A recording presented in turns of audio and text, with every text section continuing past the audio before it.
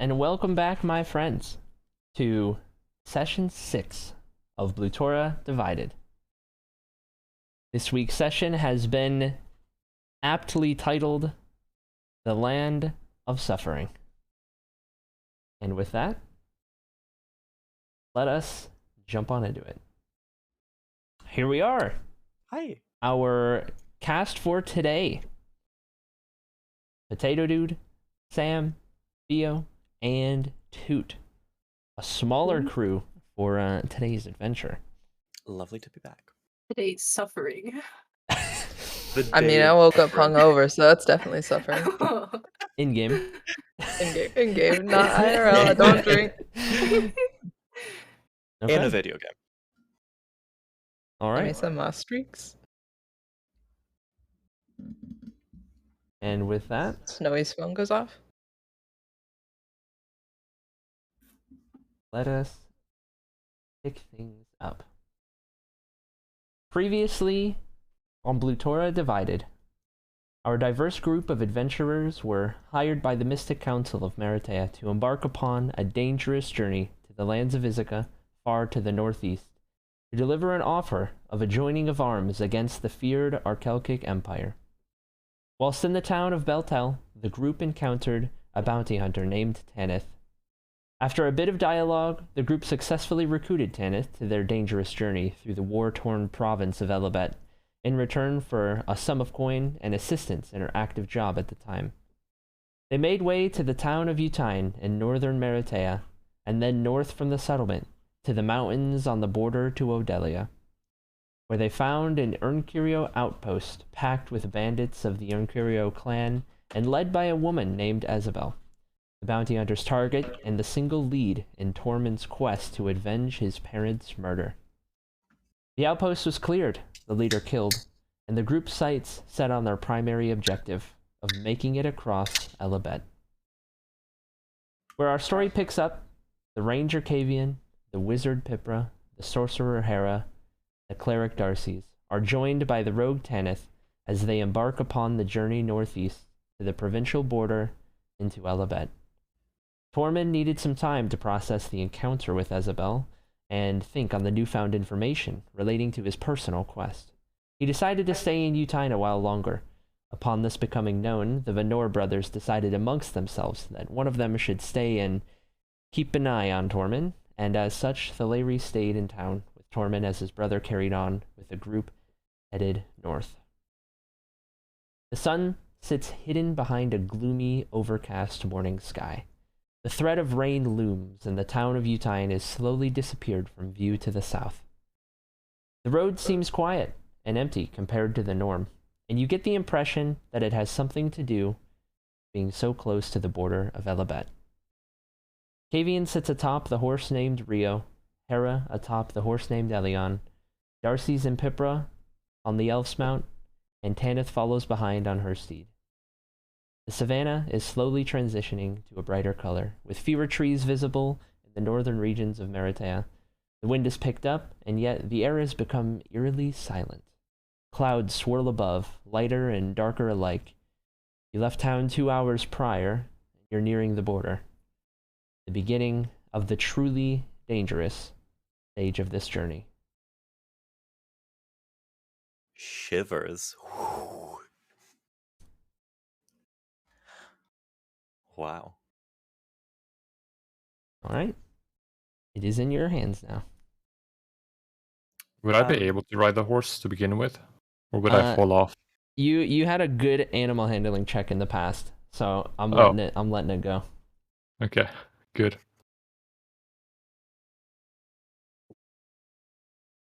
Well, I certainly hope Tormund's okay. That was a lot to process, I'd imagine. Mm-hmm. Tanith, not to pry, but did you hear anything of what happened in that back room? Well, I'm sure it's something that I shouldn't be openly saying without Tormund here, and either to hear it or to tell you himself. But let's just say it was a little personal. Then I shall not pry. Ashelin said, "Thank you for your gift," and I'm just like holding the little black pearl in my hand.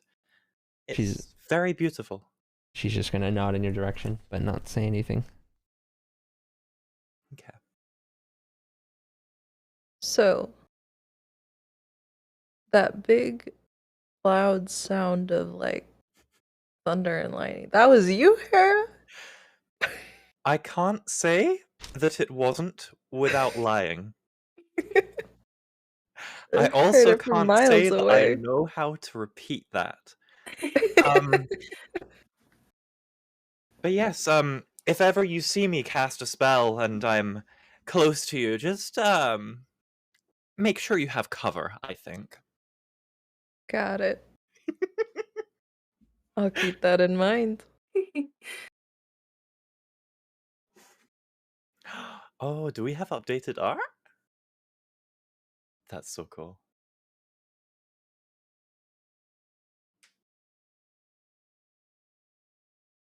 How about you, Darcy's? Are you feeling okay? I'm feeling a little bit sore, if you would. Took quite the beating last time. Indeed. When we I'm were just in glad there, to see you but on your feet. I'm so grateful to have you around to pick me back up because it was looking pretty rough for me. I've But always you're got okay. Yeah, I am too. And Kavian, that was some impressive fighting. Your skills with that bow are not to be understated. Well, thank you. It's nothing. They're just a little taller than most animals, so it's not too much of a difference.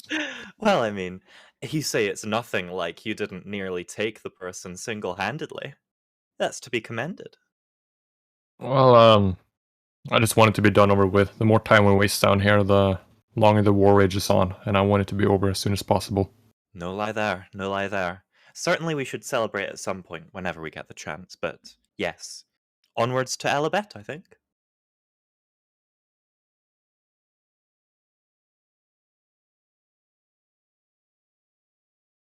I'm just gonna follow in kind of beside Tanith, wherever Tanith is. Okay. Not kind of speaking or anything, just like kind of following.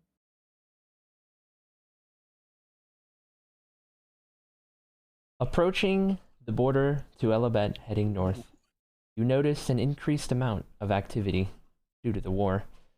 Guards patrol the borders to make sure nobody's crossing in or out without first going through the checkpoints. And the main road entry into the province is heavily guarded as well. In the distance, a fair bit off, you can see a sprawling city on the coast, with a river slicing through the settlement, stretching along the foot of a looming mountain range to the north. It appears to be originating far off to the northwest. The most notable change, however, is the transition from the endless savannas of Meritea to the grassy plains in Elabet. The colors become more vibrant, the weather becomes more moderate, the wildlife appears to increase tenfold. If it weren't for the anxious, paranoid, and frightened aura of war that enveloped the people, this place would have a great atmosphere. You guys are now a couple 100 feet away from the border checkpoint. Okay. Well, I'm just gonna motion kind of backwards towards the party. If you have anything to hide, now's a good time to hide it. No? Okay. Nothing. I got nothing. Well, we can certainly give this a shot. I'm just gonna trot forward towards the checkpoint. Is there any guards or patrolmen there? At the checkpoint, you see 6 guards who are all kind of in pretty identical kind of attire in general. They all look like a kind of standard guard, but you might see they're wearing the Elabet colors, and nothing too crazy in terms of their armor or weapons from what you can tell, just pretty standard stuff.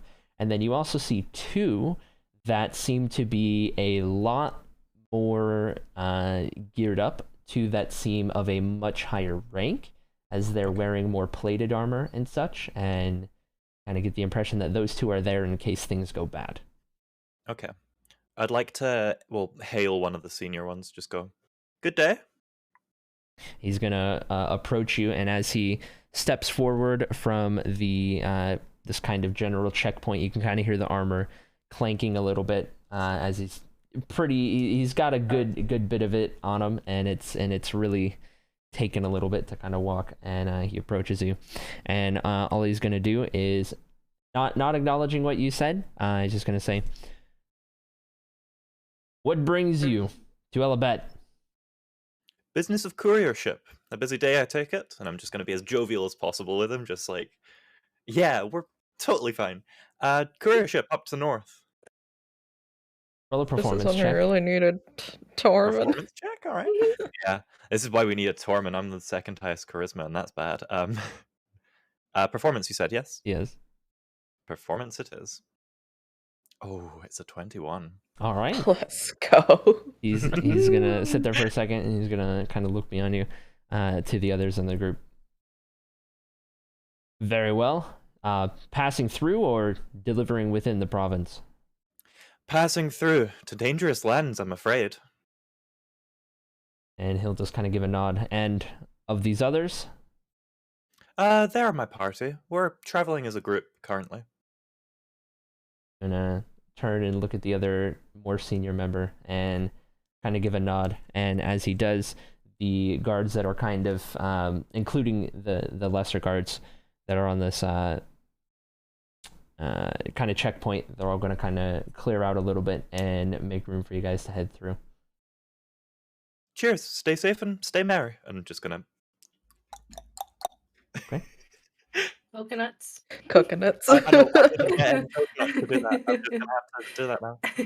As you guys are making your way through the checkpoint, Pipra,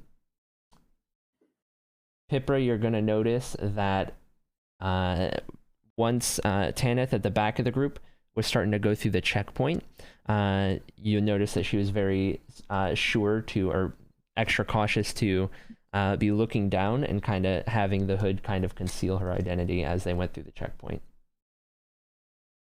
Going to passively notice that. And you guys are now officially the province of Elabet. Ahead, a good ways, but still visible, is the city on the coast and river, both at the same time.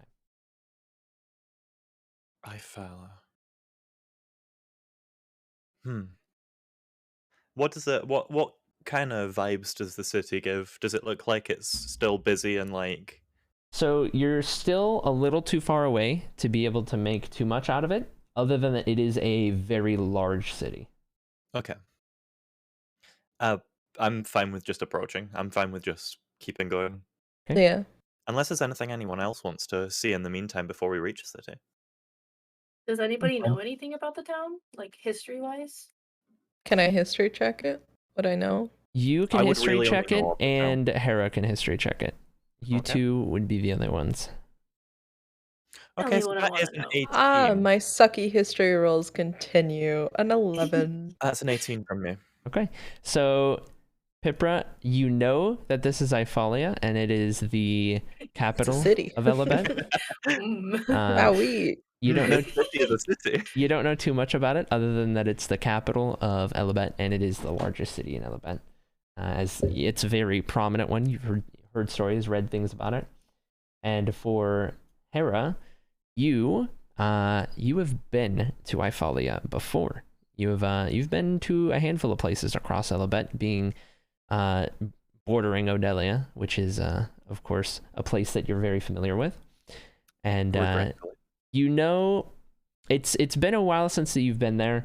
You know how large, how grand it is, and you're aware that of all of the places you've been, Ifalia is the largest. And so that includes beating out the size of places like Shium or anywhere else in the general area. It probably would as well. All right. I'm just gonna say, well, certainly look forward to seeing this big city again. The streets always seem so wide here. Makes sense. It is the capital. True. That's all I know about it. I wonder how much it'll have changed. It wasn't quite as shall we say, war torn the last time I was here. But that was And many he's months gonna ago now. speak up from behind you guys. Fortunately, the war hasn't reached Hyphalia yet. The size of it That's grows good on news. you. I've spent a good bit here recently, but who's to say the war's not far off from reaching here? We should make haste. Haste will be made, certainly. It would be a shame to see it crumble. Mhm. All right. I What's say give it a the week. Did you say I what's give the it a time week? of day? The Yeah. time of day is just before noon, but it's hard to tell for you guys as it's a very overcast and gloomy day. The clouds are moving pretty quick. They're swirling a little bit. It's very quiet. The wind is picking Scotland up. weather. Gotcha. All right. You guys are approaching. Mhm. Resting upon the southeastern coast of Elabet sits the capital city of Hyphalia. With a river cutting through the city and dumping into the ocean, and a looming mountain range just to the northwest of the city. The view here is astonishing.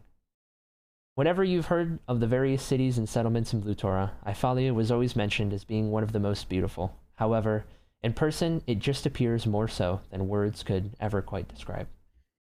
Expertly constructed, grand stone walls hug the outskirts of the inner city, with most of the buildings residing within and more spilling out to surround the walls as well. The architecture here surpasses anything that you've seen in Meritea, with the walls all resembling those of castles, and with purely defensive intentions in mind when built.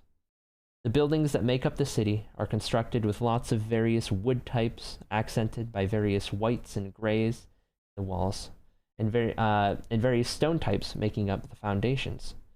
The diversity of colors that make up the buildings is unlike anything you've ever seen.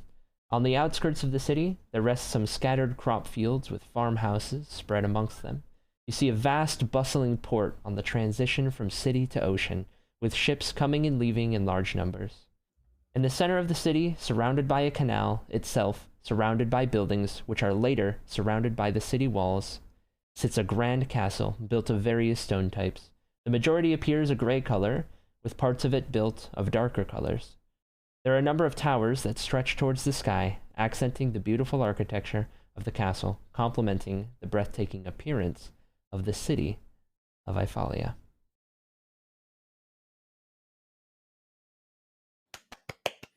Shivers again. Wow, it's so good to be back here. I've missed this place. As you guys So are good. approaching, you see it starts to kind of you start to kind of make your way past some some agricultural fields, some farms and whatnot, and it'll slowly start to transition into some scattered buildings, and then the buildings start to get a little more frequent and more packed together, and then eventually you reach the walls to the inner city. And at the walls of the inner city, there is there's a metal gate, the kind that kind of goes down, and that can be pulled up with kind of like a cranking mechanism, and it kind of blocks people from going in or leaving. And at that gate, it is currently closed. You see two guards, two fairly standard looking guards, one on either side of it, just kind of sitting there keeping watch at that entryway. Can I hail one of the guards just the same way as I did before? You can. Hail! Could we be allowed access to this grand city? We have business. What business is it that you have? We'd like to rest up for a little bit. We're traveling north, you see. He's gonna kind of tense up a little bit and kind of just kind of straighten his posture a little bit and get a little more intense. Heading north. What business have you north? Through the enemy lands, I should know. It'll be dangerous, but we hope to restock our supplies before we face such hardships. He's gonna kind of study you for a second, look back at the other guard, and look back at you guys. And where is it exactly you're going? Well, certainly past the Empire's reach if we have any sway in the matter.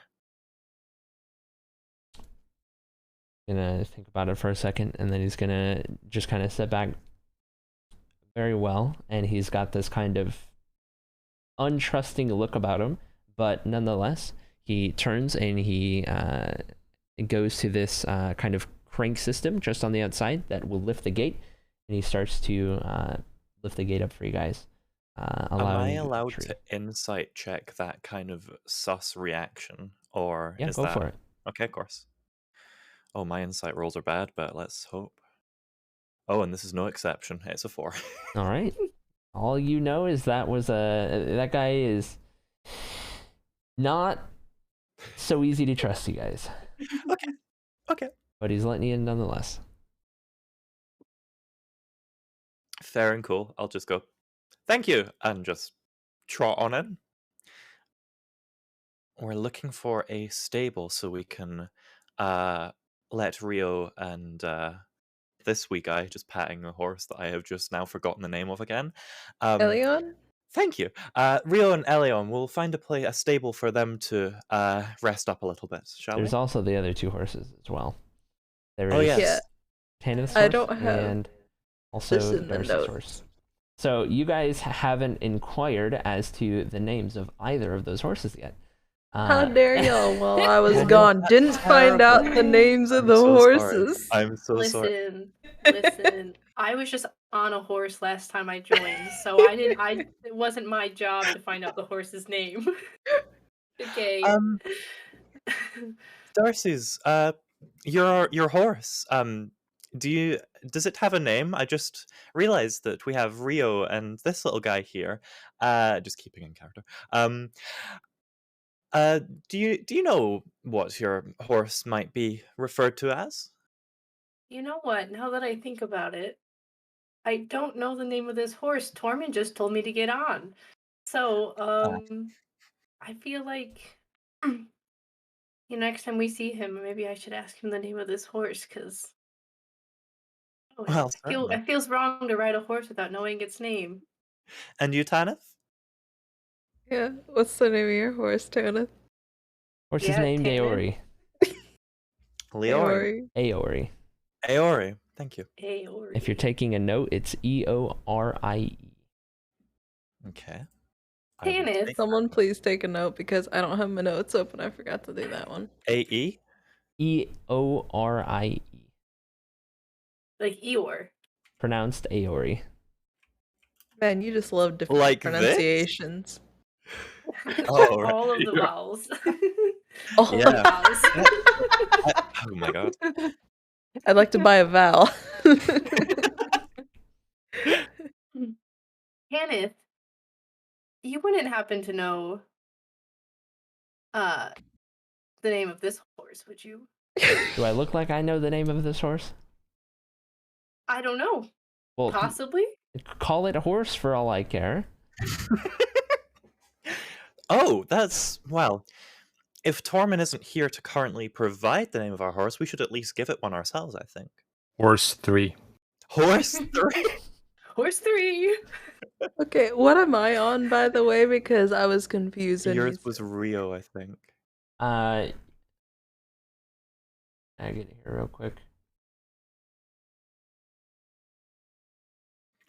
Horse 3. Because I thought, like, Kavian was on Rio. So I was confused. Oh, yeah, at you're what- right. Pipra, where I was. you are with Darcy's on Darcy's horse. Okay, Horse 3. Horse 3. cool. Now I've placed myself. Thank you. I was confused.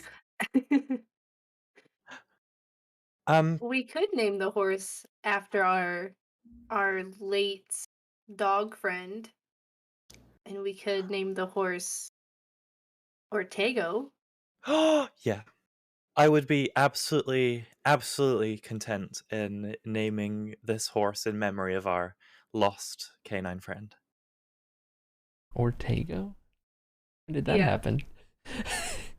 I So, named it, but Yeah. then it DMs. died really quick, so nobody Yeah. got to learn the name of it. Oh. I wonder how that happened. I know, right? I'm Okay. so sad. All I'm right. so sad about that.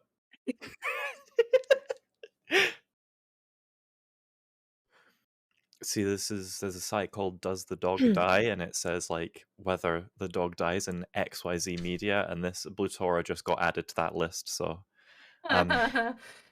Dude, out of character, just if a dog dies in a movie or a show or a book, I bawl like a baby. same. Same. So I'm Yeah. glad I wasn't here. I would have shed actual Yeah. tears. I was very It close was to really crying. sad. It was All 3 dogs died. Oh no. one of them, two of them we didn't even have a choice in. I was trying to I tame the other know. two. Okay, Oh, I'm crying in the club. Back in character. Pippa is gonna look around and see if she can spot a library. Okay. Are you just gonna kind of wander off from the group? I'm on the back of the horse, just looking around to see if I can spot like a library, and then I guess I'll also look for like an inn. Okay. Make an investigation check. Pipra, what is it you're looking for? See if I can find it. 23. Ooh, Okay. nice. And any town we go to, I would like to see if they have a library. I'm always curious on the knowledge of foreign lands. That's a very honorable goal. I think I recall a library or several around Ifalia. You are in your search and in your investigation. You're gonna notice a building that bears a striking resemblance to something that you might interpret as a library. It is a ways up the road. If you were to kind of follow the road that you are currently on and kind of meander off to the right a little bit as it takes a slight curve in a cluster of buildings, but right on the main road there is a 2-story tall building with some. It's nicer in its construction than like the standard houses and such, and there appears to be some scholar-looking people just in front of it on the outside. It strikes you as perhaps the answer to your search. Well, I think you found your charge. Indeed. I will note its location and visit it at some point. Very good. I would like to have a look around now, not for an inn or a tavern or anything, but for signs that this place is treating its poor significantly poorer than its wealthy. Looking to see if you need a Robin Hood tonight. Yep. I'm gonna be stealing some cutlery. Some cutlery. Typical Hera. I already Stealing cutlery. tried it with the guys at the palace in the I last big remember, city we were yeah. at. So remember. I am going to go for it. Would that be investigation? You're looking for exactly what? I'm looking for signs that the downtrodden are particularly downtrodden, like areas in the city where there are like quite extensive slums, or on the opposite hand of the scale, areas where the rich are clearly above the law. Go ahead and roll investigation. Investigation. Oh god, where is that? I found it. I'm good. Well, it's not that good of a roll though. It's an 8. 8. All right. So in your nearby area, from what you can tell, all you can see is a pretty standard kind of level of construction on the houses, level of clothing on the backs of the people. You don't see anything that strikes you necessarily for what you're looking for. Any very clear divides. From what you can tell around you, it all seems pretty standard. That's okay. I'm just gonna stop looking for things to steal now. Or rather, things to Robin Hood from people. But how about a tavern or an inn? Have I spied anything like that, or would I know where it was from my previous travels? The closest tavern to where you guys are is even closer than where the library is. So ahead of you guys, you can kind of see the road as it goes and kind of meanders on off to the right. On the left side, there's two different intersections, and in between those two intersections, right on that kind of corner, sits a tavern. And you recognize that tavern as one that you had been to a long while ago. So really the extent of your knowledge is just that it exists and it's right there. Okay. So I wouldn't know if the ale was any good. You wouldn't remember much about it. Okay. Well, if we're looking for a place to rest for a while, and I'm just going to point towards it, I've stayed here before, and well, it was a while ago, and I can't quite remember in my desperation state that it was at the time, whether it was of any quality or renowned establishment. It's certainly a place that we could consider.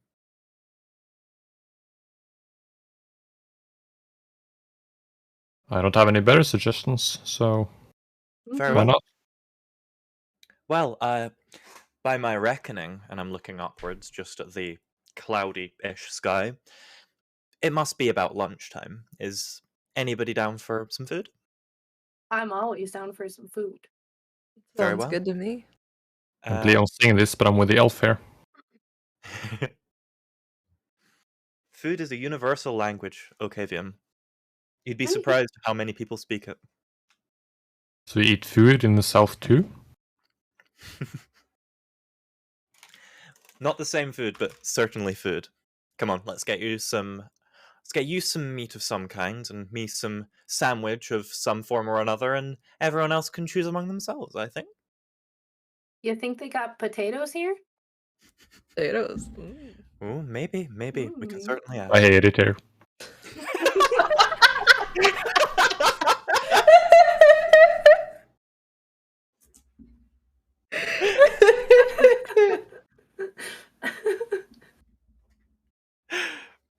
Yeah, I'd like to just find the stable now and put the horse there and make my way towards the tavern. Dude, How about you, look at the Tanith? Are you stable. have you got any business here that you want to attend to before we grab some lunch? Or any business that you would like some help attending to? And just pointing towards my staff, still there, but not drawn. None currently. Just along for the ride. So you'll Well- be joining us for lunch then? If that is what you wish. I'd like that. I am indeed in your employ now, so. Very well. Lunch we shall have. I'm gonna lean to Lunchtime? Hera. Mhm. Be like, What's up, Pipra? how much are we paying her again? I have no idea. Oh dear. She said something about it being a sort of, well, thank you service and the gold could come later, but she never mentioned an exact figure. Well, if Tormund's bounty was 5,000 We can't and she consider- didn't go for that, how much does she think we're gonna pay? I don't know. We can't consider Tormund's bounty, though. Don't Just worry, some- she's just gonna completely interrupt you guys having heard this. We're whispering. And I know you are. I know you are. Don't worry. Roll sleight of hand again. I'm not gonna Sleight of ask. words. Like stealth. Don't worry. Something like. No, you don't get a freebie. What do You gotta mean? roll for that. What do you can't. You can't automatically hear. So I was whispering. What do you mean I didn't roll for that? I'll roll stealth. You roll like. I'm not rolling on the character sheet. It lags. Oh, okay. Use your dice. What do you think I'm doing to? Okay. My passive lost my train of stealth is thought. a million. There we I go. lost my You train were, of thought now. We were whispering about how So we can't consider Tormund's bounty. Yeah, as- we're trying to figure yes. out how much she thinks that we're going She's to be gonna paying interrupt her you guys. because we're not sure how much money we're gonna get for this job. she's gonna interrupt you guys. Don't Well, worry. who's I'm it? not gonna ask for thousands of gold. And she's just gonna continue on into the tavern. Very well. Well, certainly the amount you speak of seems to be okay. So, would you care for lunch on me? Is this towards Tanith? Because she already walked past Tanith, you yeah. guys and went into the It is. tavern. It is to Tanith, but if she's walking past, then I can just go. She's just walking on in. Well, okay. Too bad Tormund's not here. He's usually the one that picks up the tab. Generally. Not Oh, here well. I to think I'll buy. just It'll have be on me water then. this time. Tormund's not here to buy I think I've had Kavian a enough whole of barrel. ale. Wasn't it? I thought I got Cavey in the barrel. Maybe. I don't remember who did it. It was Y'all like went Tormund was together to going order. pay, yeah, Yeah, and then Torrin was going to pay, and I Hera was intercepted like, it. Yeah, I was like, "Hey, "Ah, bartender." no, Oh here we yeah. go." The extra was that the extra gold? It was the extra gold for it to be Have it be in a big as well, mug. yeah. I suppose Tormund got like half of it, and I paid for like the drink. Well, 2 of our drinks. So fair by me. Anyway, I'm just gonna walk in, follow Tanith. I will follow. Okay. As you guys enter the tavern here, in front of you, you can see nothing that stands out of the ordinary in terms of what you might think a tavern would look like, similar to the ones you've been in previously. There's a whole room sprawled out in front of you with a bunch of different tables and kind of set up. There's a bar on the far end.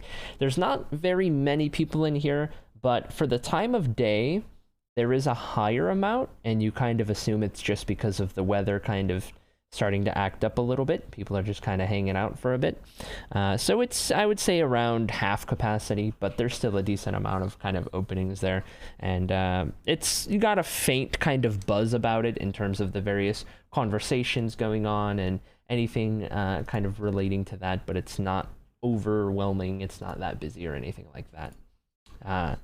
As you guys enter, Tanith is going to just head on over to the left, and Tavern is going to find an open table in the corner of the room, all the way tucked in the corner and to like your left, and then opposite side of the bar, which is on the far wall, so kind of taking in the whole room and not visible from entering in the front door. Good seat. Good seat. I'm just gonna sit beside Tanith. I'll sit across from Hera. Sit next to Pipra. I take my own corner. Cool. Okay.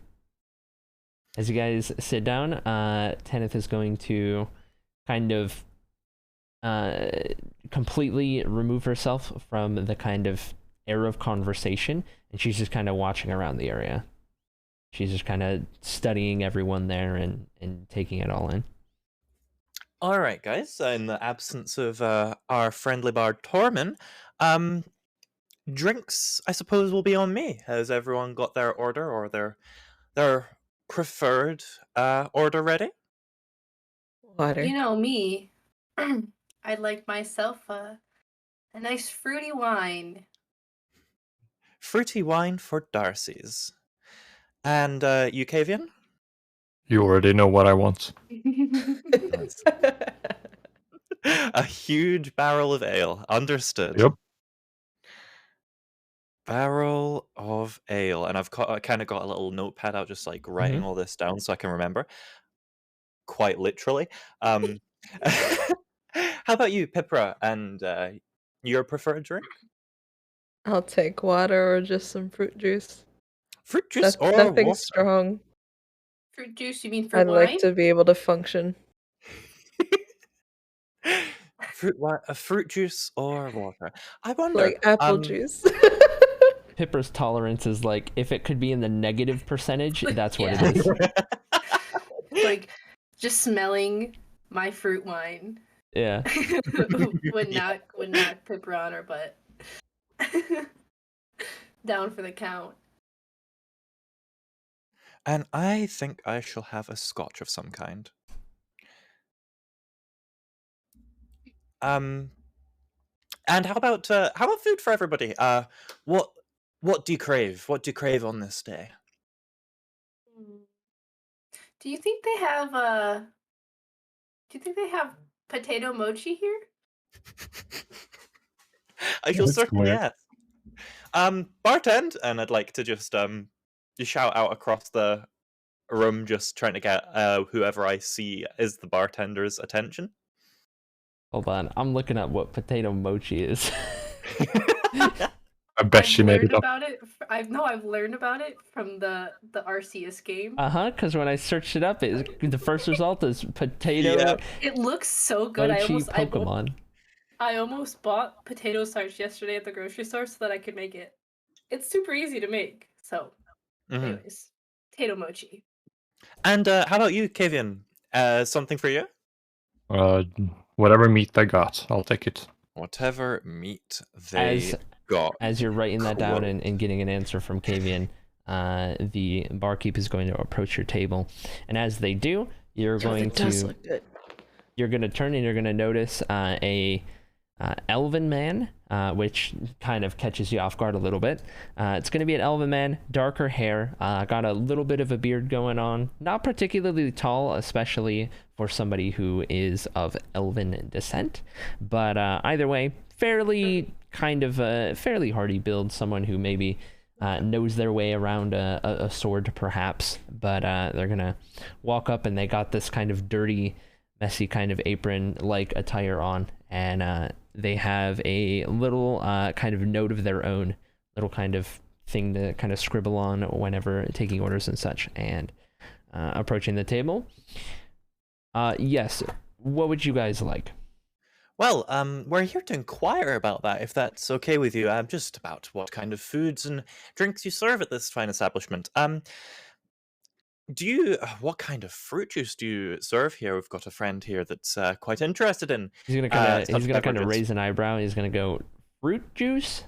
Fruit juice, yes. The non-alcoholic kind, if that's perfectly okay. And I'm kind of just like lowering my voice for that bit as to not like potentially offend. Just going. Well, I can see what I could do. Thank you kindly. It's very kind of you. And about the meats, we have a friend here, and just gesturing to Kavian in the corner. Meats. Oh, we've got meats. That's good. Okay, very good, very good. And the Arby's voice just popped in my head. We have the meats. All right, so this is an Arby's we're at. Excellent. 5 orcs, ales, and porks. There we go. We'll call it that. No Five Guys burgers and fries. Okay. So, along mine, what kind of, now we're talking the alcoholic kind, drinks you serve, what would the price be for an entire barrel of your good quality ale? Come again? Yes, a whole barrel. You did hear me right. I'm apologizing for the tall order I'm setting for you here, but yes. He's gonna kind of look around for a second, just very confused at this request, and he's gonna kind of scratch his head a little bit. 10 gold, I guess. It's what I usually pay for the shipments. Well, that's fine by me. Thank you kindly. Pipra, what would you have to eat? I'll take a steak. Very well. That being the case, I think we're ready to order. Yeah, all right. Okay, so what you'll have for our friend here, and I'm referring to Darcy's, we would like some of your fruitiest wine with potato moche. For Kavian, potato what? Well, it's this. Just let it be canon, Cody. Just let it be canon. Okay, 1 minute. I'm gonna assume. It's like imagine like a little flattened ball of your potato mixed in with a little bit of starch, and then just he's just gonna kind of look at you with this blank expression. And he's just gonna interrupt. He's gonna go, "Lady, we've got potatoes, and I can cook up some potatoes if you want potatoes." That's what he's gonna say. Is that okay, Darcy's? Plate of potatoes is just fine. Well, very well, very well. For our friend Kavian here, I would like to take you up on this offer of a whole barrel of your good ale, and well, we'll have a whole plate of a whole bunch, if you will, of steak to go with. Is that good for you, my dear friend Kavian? Yeah. And for our good wizard Pipra, we'll take some of the fruit juice that you so proclaimed you could provide, and a single plate of steak to go with. And for myself, I will have a simple scotch and a soup, if that's perfectly okay. Whatever kind is easiest for you to make on this day. Any soup? Got it. He's gonna write down, just turns and hurries off. Thank you kindly. I'm really glad I took that note. You're getting better at this, Hera. Thank you. I do try. Hopefully, this day won't end in a bar fight like last time. Well, the good news about that is And I that stare at Kavian. we've only got one bar fight starter. Wait, bar fight? Where? No bar fights. No bar Oh, fights. no. We need to keep a low profile in this town. They will kick Fine. us out if we cause too much trouble. Remember, wait this till you're all is asleep. Elabet. We are approaching a war zone, and well, they're not as likely to be as lack in security as they would be in Maratea. What are they gonna do? Kick us over the border? Certainly hope it would be the southern border if they did. Well, we're going north. What would the point in southern border be? Because there's a war zone to the north, and we would rather be prepared for such an eventuality. Yes, let's keep our heads down, our identities secret, and If just the future collect is supplies and rest for now. Fine. certainly, Kavian, if a fight is what you desire, going north is certain to fill your appetite, shall we say. As you guys are speaking, you're gonna get interrupted by somebody in the tavern who's gonna be approaching your table. And you very lovely group of people, you look like you could use some gambling to lift the spirits, and he's going to bring up a chair and just plop right down at your table, and he's gonna Good thing Tormund isn't here. he's gonna smack Yeah, Tormund would. He's gonna lay down some die right on the table, various collection of various dice, and he's gonna kind of look around the table and kind of gauge your reactions a little bit. So, who's in? I'm just gonna confusedly ask, and what game would it be you are offering? It's a simple one, my friend. I'm glad you ask. And as you say that, he's going to Rollies. kind of sit up a little bit, and you're going to see that this man is of human origin. Okay. He appears to be kind of not very well built, maybe a little shorter, maybe a little more kind of scrawny-ish, not completely, but definitely not going to be moving boulders. He's got, he's a little kind of smaller, more frail, and he's got a little bit of a higher pitched voice. He's got this very kind of energetic kind of aura about him, and how he carries himself, and he's kind of got a little bit of a pep in his step. He's clean shaven, so he doesn't have any beard or anything, and he's just got pretty moderate brown hair that isn't particularly long or anything like that. He's not got a cloak or anything. He's dressed fairly normally, fairly simple kind of commoner's clothes within the area. The dice that he kind of plopped down to the table are of various different kind of mixes of colors. There's some blacks, some darker blues, some reds, and they're just kind of a random assortment of various types. He's looking at you specifically, Hera, and he's going to say, well, it's as easy as this. These dice right here, we're going to roll a couple times. This he's going to hold this one up right here. And you can see it's just a normal 6-sided dice. Gonna hold that one up. We're gonna roll this 3 times, and whoever ends up with the highest total amount with all 3 combined, well, they win the pot. And well, of course, before we do it, we're gonna go in and wager some that we might feel like we might be willing to risk. And as he says that, he's gonna pull out a little sack, and he's going to dump it onto the table. And as he dumps it on the table, you see what appears to be, by the looks of it, 6 gold and 12 silver pieces. Okay. I'll go into my bag and just go with 4 gold and say 5 silver pieces and just go, okay, I'm interested. Okay. Let's give it a couple of rounds. All right. He's going to slide you across the table another 6-sided dice so that you each have 1. And Okay. he's going to look at you again. So May I yeah. investigation check or like just and look at these dice? Can I tell if they're rigged? Roll an investigation check. I want to know if he's trying to scam Hera. Seeking natural one. I can't roll nothing. So, as a matter of fact, from what you're seeing, these actually look very legit, and you don't even have the indication that anything would be wrong at this point. Like, it seems as fair and good and normal and honest as possible. Okay.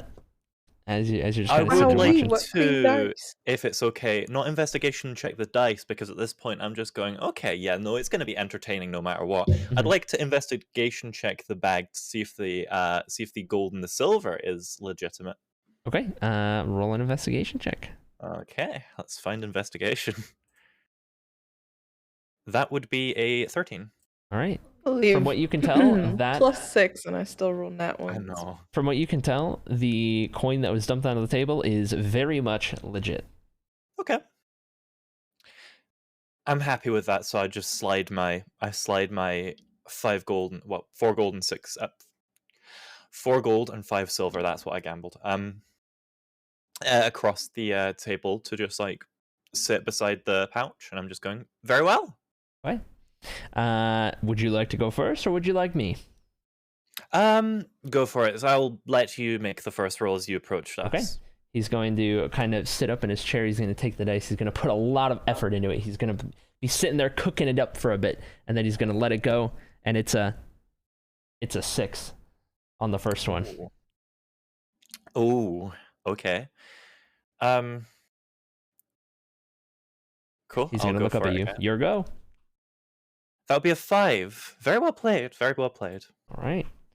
He's gonna. Can I use my inspiration to get a 6? On this next roll, he's gonna take it in his left hand. He's gonna like toss it up, catch it in his right hand, and then kind of do a little bit of a spin. He's getting really fancy with it, and he's gonna plop it onto the table, and it is a 5. Oh, very well. And for myself, a 4. Okay.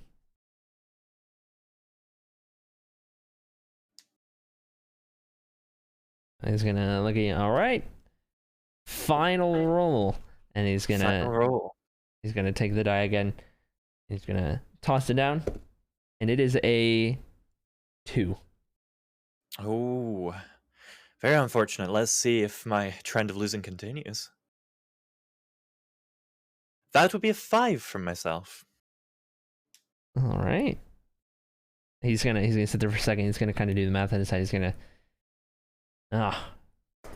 by a single point. He's gonna scoot the gold towards you. I know. And you now have acquired his 6 gold and 12 silver. He's gonna look at the rest of you guys, and anyone else, he's gonna pull out from the other side. He's gonna pull out another pouch. He's gonna dump this one down, and this time it's gonna be a single platinum piece. Ooh. I'm gonna slide him one of the gold pieces that I just won and go, here, thank you for the good game. And just like as a generosity thing. He's gonna go very well, and he's gonna kind of flip the coin up and kind of catch it, and then just kind of tuck it into a pocket.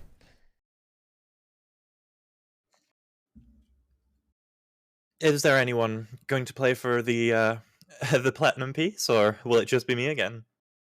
I'll play. Play. All right.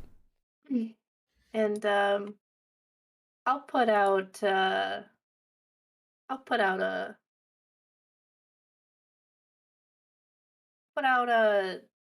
about ADM, who won again?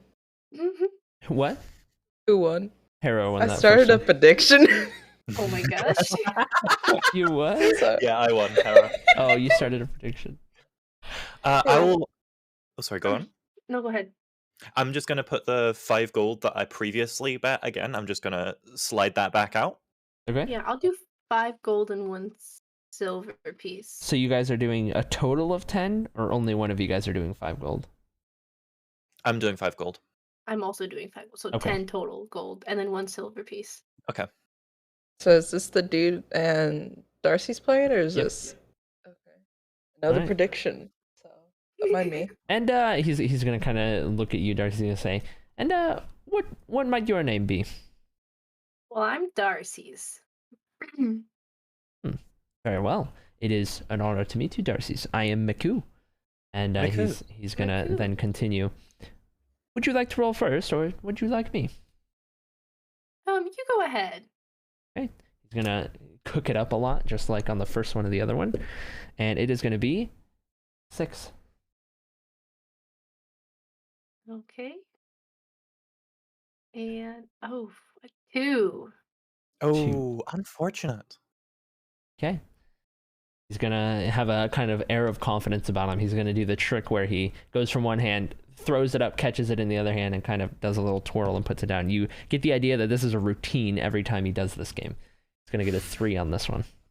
I'd like to just kind of look at him while he does this like little routine and like raise my eyebrow, just kind of like looking at him. He's gonna notice you You know? looking at him, and he's gonna get an even more confident aura about him. Like he is in the zone, and he kind of Okay. just interprets this as you guys like enjoying the act.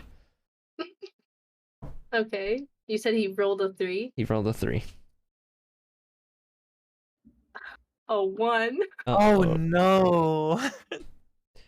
He's gonna go and again to throw the die on the table, and as he casts the die, and you notice on this one with the roll, he's only using his left hand on this one, but he's doing a lot of cool tricks with just the left hand, as he's kind of twirling it through his fingers and everything like that. He's gonna toss it down in a kind of sliding motion as it kind of flies out of his hand with the back of it on the table, palm facing up.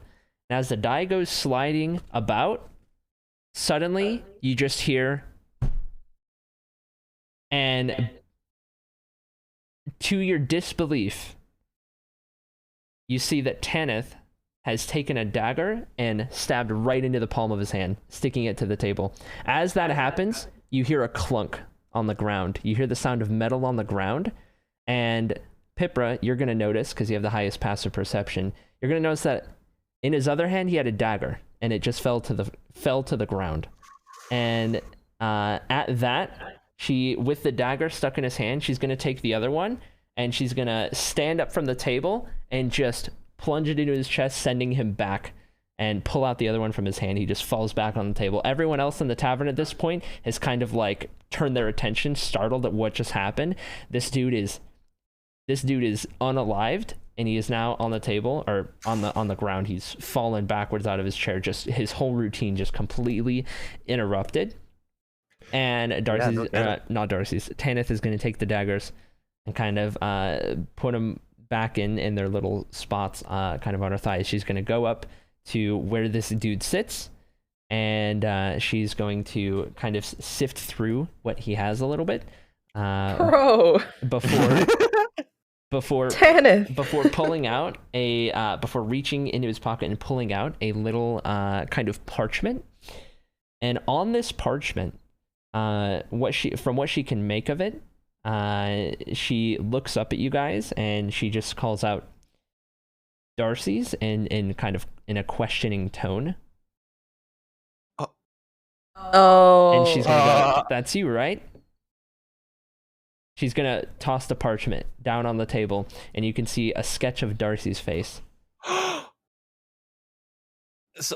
it's also gonna have written down below. All it's gonna say in terms of like writing is just the name Darcy's. Is all it's gonna say.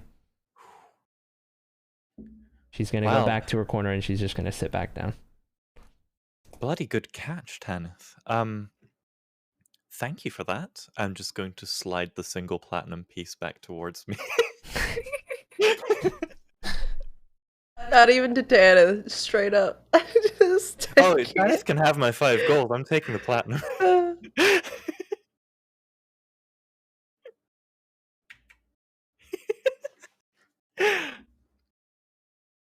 Well, I'm just speechless right now. Darcy's, I'm not even sure what could have possibly happened that you'd have, well, that you'd have been targeted like this.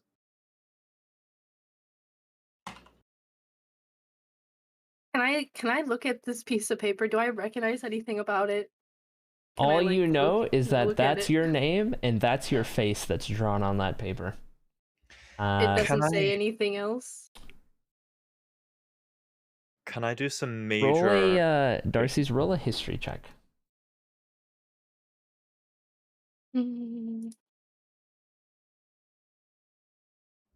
18, 20, dirty 20. Okay. It's beautiful. So as you're kind of studying the paper for a bit, and you're just kind of thinking about like what just happened and how this could have been, it hits you that this very well could have been the result of, or rather, this person could have been in the employ of Gillidan. Is this Darcy's lore? Oh gosh. Oh, You recognize the penmanship of the name, the handwriting, and that's what gives it away, as it is his handwriting. I'd like to, well, I would like to, like, do some big brain stuff here, like, or try some big brain stuff here. Okay. The kind of paper that, or rather the kind of parchment, the tone of it, Mhm. would be dependent on where the parchment had originated from, what kind of trees had grown there, and it would be colored differently. I would like to do a check to see from whereabouts in the world this parchment originated. See if we can't track down its origin. I mean, go for it. Investigation Okay. check. Investigation check. These are notoriously high. That is creative. I'll give you that. That's a 13. Okay. You are. All you're gonna gather from that is that it is not from any savanna tree that you've been around lately. Okay. All right. Okay, so it's from a land that not here. Okay. It seems that our friend Darcy's needs help in hiding It from seems you're the exactly right. unwanted party. I would like to history check. Do I know? Because the spells to kind of change one's appearance are not canon. Is there like potions, or just do we gotta get makeup and a different outfit for her, dye her hair? What's the best way to conceal her identity? I have a very large cloak. I could literally just around her. Besides just wrapping her in a cloak, like, can we help change her description? And I'd like to history check for that. I mean, you can roll for it, yeah. 25. You do Hey. not sound like you're Oh. gonna help me, Mr. DM. So Beautiful. there's no spells. It was so close to being a natural one, I just want you to know. There's spells. There's not spells, rather, that could change appearance. You can do things like kind of clothing, attire, cloak, stuff like that. You could also do things like changing the length of the hair, changing how the hair is styled. You could do things like kind of paint on the face. You could do kind of that kind of a thing. You can attempt to try to find something that might help kind of change the color of the hair, but it's not something that's very widely known or accessible per se. So I think I Okay. have an idea. While there isn't a spell that could change the appearance directly, I would like to try this, and I'd like to priesthoodization up one of these and just hand it to Darcy's. What is this? I've just put it in our little group DM. Here I would like goes. to... I'm not gonna. Here, I'll go pull it up on my phone so I can see it. I'd You like know, to- I'd you like know to do those that. glasses Yep, with the bushy yep, eyebrows that's- and the nose. This is unbelievable. Unbelievable. Oh my god. Okay, well, I'm gonna cry. Darcy's, if you are up for it and don't mind changing your look, why don't we take a little adventure after we're done eating? Has our food arrived yet, or was this all like before it's even arrived? This is before it's even arrived. Okay. Good, our food didn't get blood in it. Tanith, you didn't want to order anything on me, Is the did you? dude's body still on the floor? Yep. Yeah, can we, Dude's like, body's still on the pick it floor. up No the one's table or doing something? Everyone else in the tavern has gone back to their conversations and their drinks as this is A rotting corpse! this appears to just be a fairly common occurrence within these taverns. no.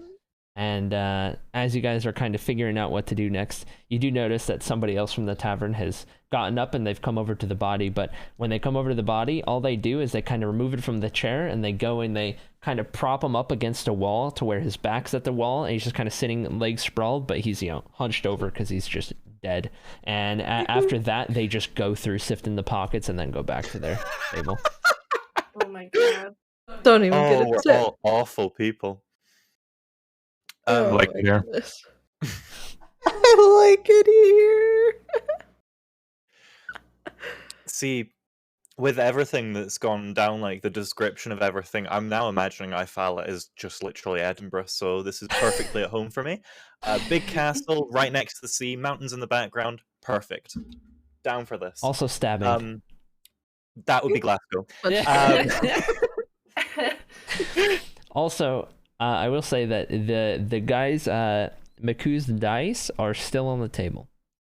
Oh, can I like investigate them to see if they were indeed weighted at all? You can roll an Arcana Alright. check. Arcana. Ooh, okay. I have proficiency, so that's going to be a 16 plus 2 for 18. All right. So from what you can tell, with these dice, the one that he was having you guys play with is the black dice, and the one he was playing with was more of the navy blue one. The red one wasn't in play, but from what you can tell after investigating these and kind of playing around with them for a second, is that there's a strange kind of property about them in the way that when he is the one touching the dice, they're more likely to be a 3+ than the other one. If it's like, then how do I explain this? Then if he's not touching it. So it doesn't matter which dice he has. Whichever one he has, as long as he's touching it, it will have a little bit of an enhanced roll. So it could have been any of them, even if you guys made him swap dice. Would I be able to pocket these for myself and put them to the same use eventually? You would be able to pocket them, but you're not sure yet how you can get it to your use. Okay. I would like to just take them. Okay. I'd like to go. I can see these being useful in the future. Would you mind if I took these, or is anyone else wanting them? I have 'em. All right. Cool. You'll I'm add just gonna pocket those then. 3 6-sided dice to your inventory. One is a darker red, one is a darker blue, and one is black. Can we get our food? I want to hurry up and work on Darcy's. So, you want to hurry up and what? Work on Darcy's. We're gonna go find some supplies. So, after a little bit, the bartender eventually returns to the table, this time with just the drinks that you guys have ordered. So they're going to sit down. At first, it's going to be a just kind of normal drinking mug. Smells like it's got some, alcoholic type of beverage in it. And then they're going to take 2 more. These mugs aren't the kind of standard drinking mugs. They appear like a little bit smaller, and they're of a lighter color. Not the standard kind of darker gray, just a little lighter. I'm going to place them down, and they both smell fairly fruity. And then he's going to turn, and he's going to go back to the counter, leaving those 3 drinks on the table. Nice. And then you're gonna hear a loud thud, and then you're gonna hear the sound of you're gonna hear this strange noise. As you turn your attention to the bar, you can see that he has gotten an entire barrel, and instead of trying to pick it up or kind of slide it, he is put it on its side, and he is rolling it towards you guys. So he is rolling it along the floor, and it's just rolling towards you, and it's kind of getting some momentum. There's a lot in there. It's pretty heavy, and it's going right towards Kavian. He's just going to roll it towards you, and it's coming. You got to stop it. He's going to turn around and go back to get the food. About time. Team Mugnir strikes again. Let's go. This barrel is rolling towards your table right now. It is not stopping. Oh. Can I try and stop and pick it up? Yeah, roll a strength check. Please, not one. 15? 15. All right, so as the barrel comes towards you, you're gonna notice it. You're gonna kind of get up and prep yourself. You're gonna take your foot and you're gonna try to kind of stop it with your leg. It's not really gonna work right away, so then you kind of lean down and kind of put your weight into it, and you can finally get it to stop. You're able to prop it up on its side, so it's or on its bottom, so it's no longer on the side, and now it is there next to your table. Can I try and move it on top of the table and put it to its side? Yeah, roll another strength check. I'm gonna break my Please don't shoulders. flip the table. Am I allowed to help with this? 13? If you're trying to help, yeah, go ahead and either have Kavian roll another one, or you roll one. I'll roll one. I shouldn't have rolled one. It's an 8. Okay, so I don't you think I'm go like to pick it up and try and get it all the way up and onto the table. And as you're doing that, you start to struggle a little bit. You're trying to get it a certain way so you can get it on its side. And once you finally get it up and over the table, it just kind of slips from your grasp and falls onto the table. And as it falls onto the table is going to break. And the entire half of the table just goes down. The barrel falls down with it, and the barrel's now back on the ground. It's on its side, and it's just kind of sitting there in place. But now you have half a table. Right. Oh Can we dear. get this? Can we do the loop-de-loop straw again for him? Because I don't think it's gonna get it on the table very well. Can I try again on half the table? Okay, I can. I like to keep my side of the table. We scoot the Tably. table away from Kavian. Yeah, but Yeah, you I'm in cannot a use corner this. away from you. I can, if you want, Kavian. If you so desire, that does look pretty heavy. I can just give you a straw if you want. No, it's fine. I'll just try again. I will I'm just even trying to do make a it, quick stretch. if you so desire, a curly straw that you can see the ale come through. No, I don't want a straw. Somehow they're meant to be drinking from. That's a 7. It just gets worse and worse. You're gonna pick up the barrel. Yeah. You're gonna manage to get it in your hands, and as you go to try to get it on the table, you're not even gonna get it up and over the table. It's gonna slip from your hands, and it is going to obliterate that side of the table. It's also gonna crack open, and now it's starting to leak.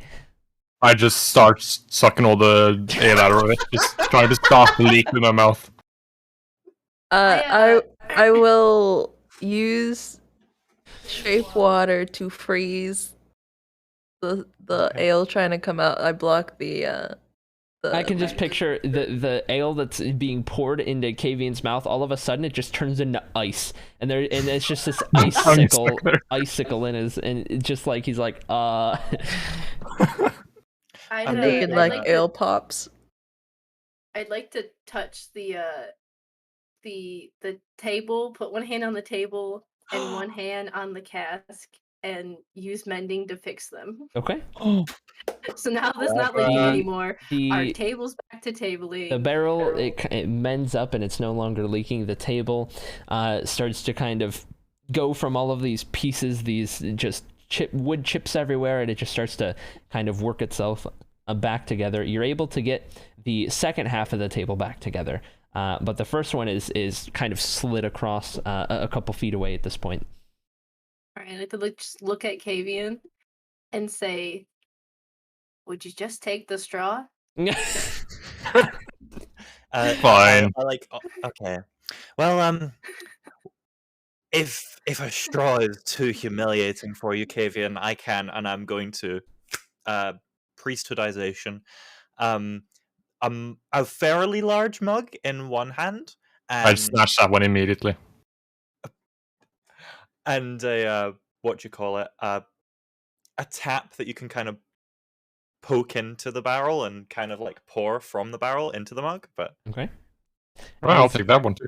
As you do that, the bartender is gonna come back up to the table, and he's got a couple plates, and he's just kind of gonna look at this scene and just kind of look at all of you guys, and then he's just gonna slowly try to set down on the half of the table that's left some of the food. He's gonna set down a plate of very obviously just potatoes that have just been. It's like he took the potatoes, he cut them into like if you take a potato and you put it like long ways and you cut it into like 5 slices, and then you just cook that and put it on a plate. And these are like the thickest fries you've ever seen in your entire life. They're chunks of potato. Chips. And he's gonna put that down. He's also got a plate with a fairly common looking, just normal steak type of thing. And then he's gonna put down a bowl. It's got some soup. Not really sure. It's kind of a darker brown color. And then the final plate is a little larger. And on this plate, you can see on top what looks like one of the normal steaks. And then below it, it's just this random assortment of meat. It's just meat. Oh my gosh. Well, I think that one's for you, Kavian. I'm just gonna thing it towards him. And he's gonna look at all of you guys at this point, and he's kind of giving you this look as to like just waiting for you guys to kind of pay for everything up to this point. Okay. Well, how much will that come to, bartend? Well, considering and he's gonna kind of point at the half of the table that's broken, and you're not wrong. And he's just gonna kind of look at you guys and he's gonna say, you know what, just 5 gold. Just I don't want to deal with this right now. He's just gonna All right, 5 gold it is. Just gonna give him 5 gold. Okay. He's gonna take it and he's just gonna go back to helping out other people. Well, I'm ready to eat. Yeah, I'd like to eat my steak. I'm gonna eat these. This And is the strangest way I've ever seen potatoes. Can I investigate what my fruit juice is? What fruit is it? So on the table, there is 2 drinks that smell fruity, and they're indistinguishable. Investigation check. Let me tell them apart. Oh no. How do you want? Are you going by like? What are you trying to do? Smell? I'm gonna smell to see if I Roll a can smell perception which check. one's okay. Perception. Well, okay. I already rolled investigation, but I'll just roll perception now and hope it's not. Okay, 16. 16? Okay. So as you're kind of sniffing through these 2, you can tell that the one from where you're looking, Pipra, the one on the right of the 2 appears to have a kick of something different, and you're not entirely sure what it is, but it's got something that's going on with it. I nudge that one towards Darcy's and say, I think that one's yours. Thanks. And I will not drink mine till I let her drink hers and see if it is indeed hers. Okay. You said it was something different about it. So only Pipra was able to kind of catch it after really working the smells. Is that there's just there's something a little different than the other one. It just distinguishes it from the other one. Wasn't too sure what it was. Okay, well. I rolled a 16 and that's all I got. This man probably put the DC at like 20 for me to distinguish them. All right. I'll take a sip. I'll just take a sip. You take a sip, and it appears to be very fruity, and it doesn't really taste like a wine. tastes more like a juice. What on earth? I would like to just kind of slide it over to Pipra and say, "No, I think this one's yours." Okay. And Well, then thank you. and grab that other cup and pull it towards So me. as you took a sip from the first one, you're gonna get hit by a fairly strong hint of what tastes a lot like banana flavor, and it clicks in your head. That's what was strong about it. That's what made it different. Banana juice? Do you know how juice works? There's a banana flavor in there. I didn't say it's banana juice. Banana juice! No, I'm saying, like, for banana flavor to be in there, it would have to be either in juice form or you would just see murky banana water. So, Oh, nobody again, said this was clear. Liquid. Oh. but I was looking at it to tell them apart. They look the same. They Just- only have one kind of fruit here. One smells like banana and the other doesn't. Banana wine, apparently. Something Oh like that. gosh. I'll drink it. Eat banana. Okay. I just realized I'd muted my mic a while back to go and close the window. I've been I'd going like eat to- banana. I'd like to in my little bag, I like to pull out the umbrella Mhm. that I got at the beginning, and I like to just stick it in my cup. And then I want to look at Hera and give her a little smile, and then take a sip. You know what? I'd like to make my own little umbrella, just put it at the edge of the scotch I got and go. I'm gonna freeze Okay. my drink and pull it out, and it's just a fruit pop now. Okay. I'd like to also investigate my soup, which was just described as like Brown. it was Like brown. It was Yeah. brown. Yeah, go ahead. Okay. Investigation I'm check. gonna taste it. I'm just gonna taste it. Taste by investigation. Do I have to roll investigation for that? Go ahead. Okay. Oh, that's it's a 7. An 8? An 8, yeah. So from what you can tell, it appears to be some kind of mix of potatoes and beef. Okay. It's a stew. Ooh. Okay. I'm happy with this, and I'll just kind of go continue eating this stew. As you guys are doing that, at soup. this point, Tanith has kind of reached into her belongings, and she's just munching on an apple. Good apple. Wait, did we just not ask her what she wants, or is she just not gonna let us get her food? She was didn't removed respond. from the conversation, just Yeah. studying Okay. everything else around you guys. She kinda did, watching. however, save Darcy's from a knife attack. So I mean, That's true. I think it can be forgiven.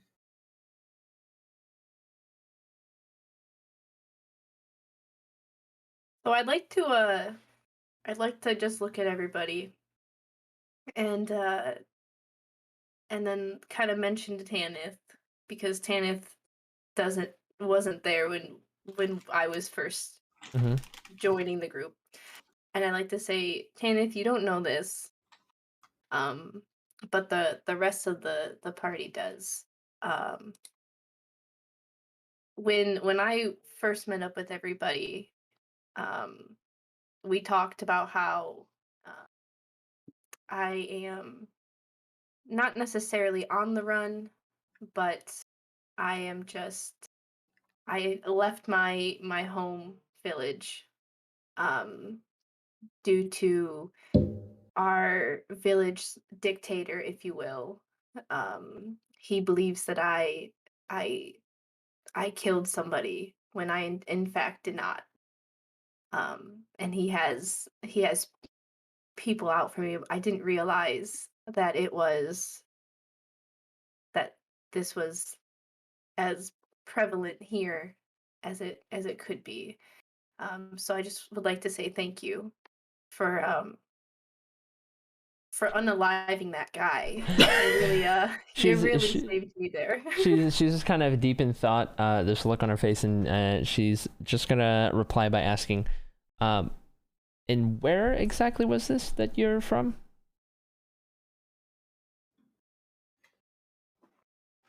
Eleonora, right? Yes. That's what it's called. Yes. Eleonora. And she's gonna kind of ponder for a second.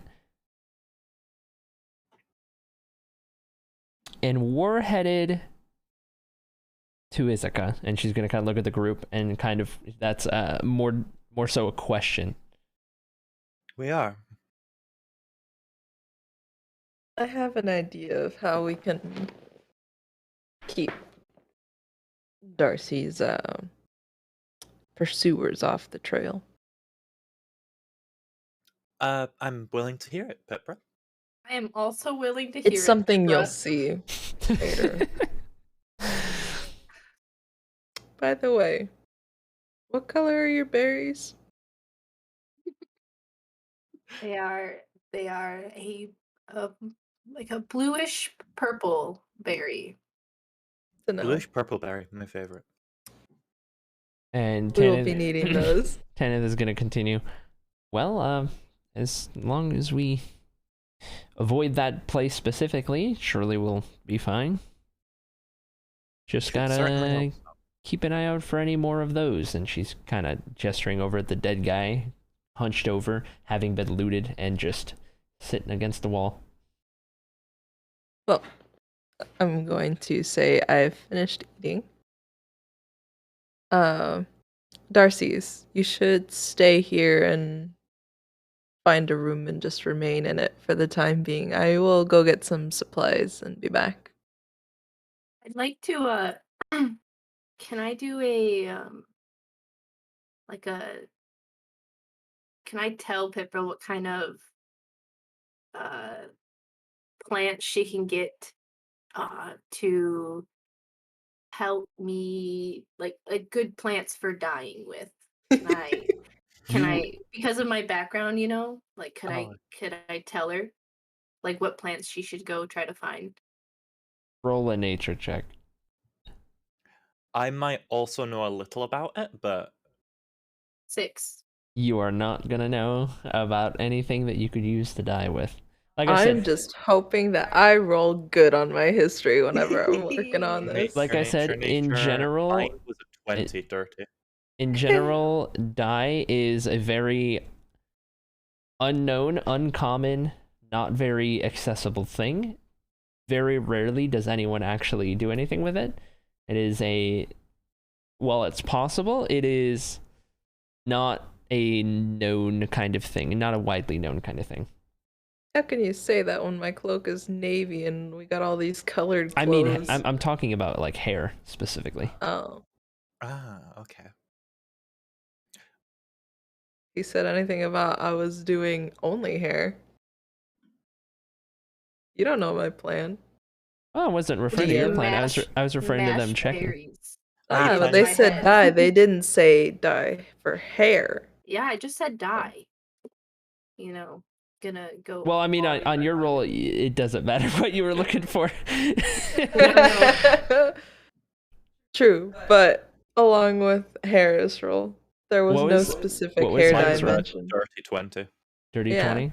So you'll know that most commonly what's used for dye, at least around where you're familiar with, is more akin to things like berries and fruits. Okay. Berries and fruits. Berries and cream. Berries and cream. Berries and cream, berries and cream. Okay, Oh, yeah. after saying that, I'll get up and them telling me stuff. I'll get up and go look for some supplies. I think that's me also following Pipra since I was helping out, yeah. Okay. I'll just go, well, take care and do look after Darcy's. And, wait, do you still have the dagger that I gave you? Or did that get lost in the fight? I still have the dagger you gave me. Yes. Oh, okay. I was gonna chuck you another one, but, I probably wouldn't have caught it. annoying! Yeah, okay, I'm gonna follow Pipra then. That's gonna be Tall Girl Gang heading out for die. Okay. I would want to split off to go to the armory myself. Okay. And go my own way. Oh, Darcy's, before I go, Do you have the coin on you for a room for the time being, or Yeah. okay? I have some stuff. Okay. Cool. Well, me and Pippa will be off then, Be All right. safe out there. and you. So it's Alright. just me and Tanith here then? Yeah, you're gonna follow the tavern a bit longer? Well, I'll just type to you in DMs what the plan is. Okay. Well, I Uh, can just go get a room. I feel yeah, unsafe I being in want here you by to myself. stay hidden so no one spots you. Yeah. So Oh, I'd like to go talk to whoever I need to talk to about getting a room. I will DM the DM. Okay. DMing the DM. All right. So, Darcy's, you've gone to get a room. Mm-hmm. Tanith is still at the table. Pipra and Hera are together, looking for things to dye with. And Kavian is looking for an armory. Kavian is looking for an army. Okay. Yeah, that's Kavian. So we will first follow Darcy's then. Trying to get yourself a room. Yeah. What are you gonna do? Well, I know at the last city we were in, there was an inn at the tavern, if I remember right. Is this tavern similar to that sense where there's rooms upstairs, or do I need to leave the tavern and find? It is indeed. It does appear to be that way. Okay, so then I'd like to go talk to the server who took our orders and brought us our food and ask about a room. Okay. He is, as you're looking for him, you can see that he is currently behind the bar tending to some mugs that he's just kind of wiping down with a rag. And his attention is on that, so he's not seeing you approach. Okay, so I'd like to walk up and just say, "Excuse me, pardon me." Yes, he plops the mug down and puts the rag down and is now looking I'm at you. interested in getting a room here, for myself for the night. About how can I get that, please? Just one? And he is kind of looking back over towards your table, seeing that only Tanith remains. Yeah, just one for now, I think will do. All right. It's just 5 silver pieces, and will be the second room on the right when you head upstairs. Okay, thank you very much. He's going to take out of his pocket a smaller key, and he's just going to plop it onto the bar and go ahead and remove 5 silver from your inventory. Yep, did that. I'd like to say thank you, and then walk over to Tanith and ask Tanith very nicely. Tanith, Yes? I was wondering if you wouldn't mind coming up to my room with me to not only keep me company while we wait for the others to come back, but I am a little nervous right now, and I could use your help in just feeling a little bit safer. Would you come up to my... She's gonna sit there for a second, just kind of studying you as you're kind of trying to get her assistance I'm like here. stuttering over my words. And she's gonna be like, all right, and she goes to stand back up and move herself from the table. I don't know. I'd like to say, "Oh, thank you so much," and then like without even thinking, just kind of like give her a hug. Just a quick one, and then she's just gonna stand there awkwardly, like arms at her side, just kind of like, "Yep, this is happening," and then you guys are gonna go ahead and head upstairs, find the second room on the right, and that's where we'll leave you off for now. So with Kavian, as you step out of the tavern, you can see to your left, and there's an intersection. One of the roads kind of cuts off to the left. One of them kind of meanders off to the right. And that's kind of where that library building is. To your right, you can see another intersection with a road that kind of cuts off and kind of runs parallel to the walls of the inner city.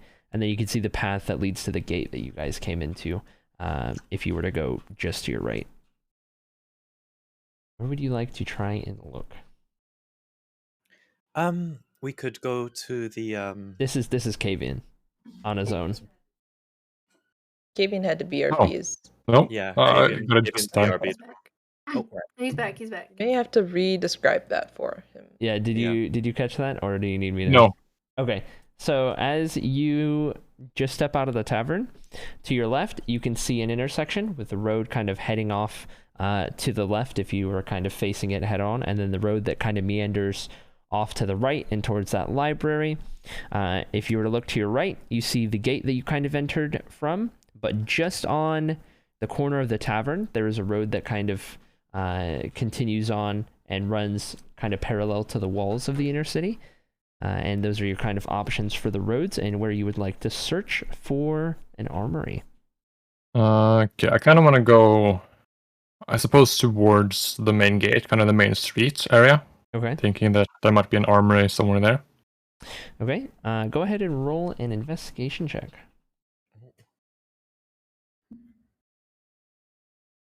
Oh, so 7. Okay. So you can tell that nowhere near the front gate here is there anything that appears to be like an armory. That is what you're able to make out. Do I see anyone else on the streets? There are other people on the streets, yes. Can I approach one of them? Yep.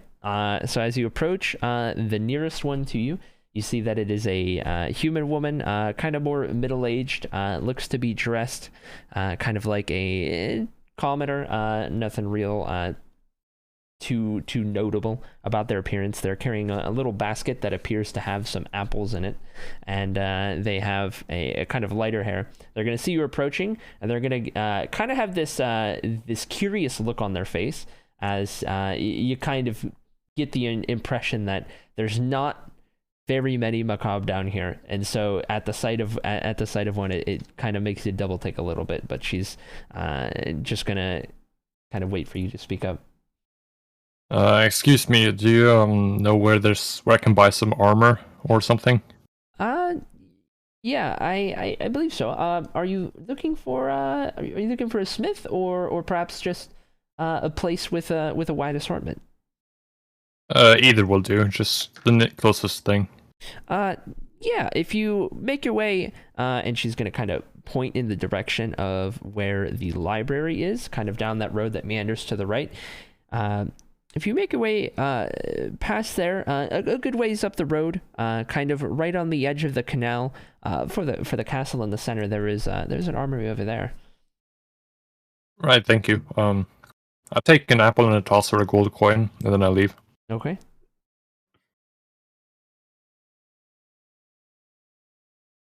So when I enter the place, what do I see?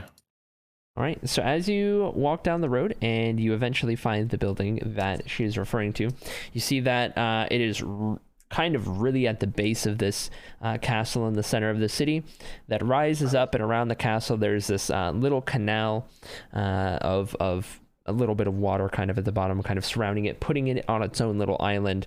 And then right on the border of that canal, and kind of tied into the main road on the side as well, there's an armory that kind of sits in that little gap. And on the outside of this building, it appears pretty standard, a little bit nicer than some of the houses in the area, built with a little bit more kind of stone architecture and everything.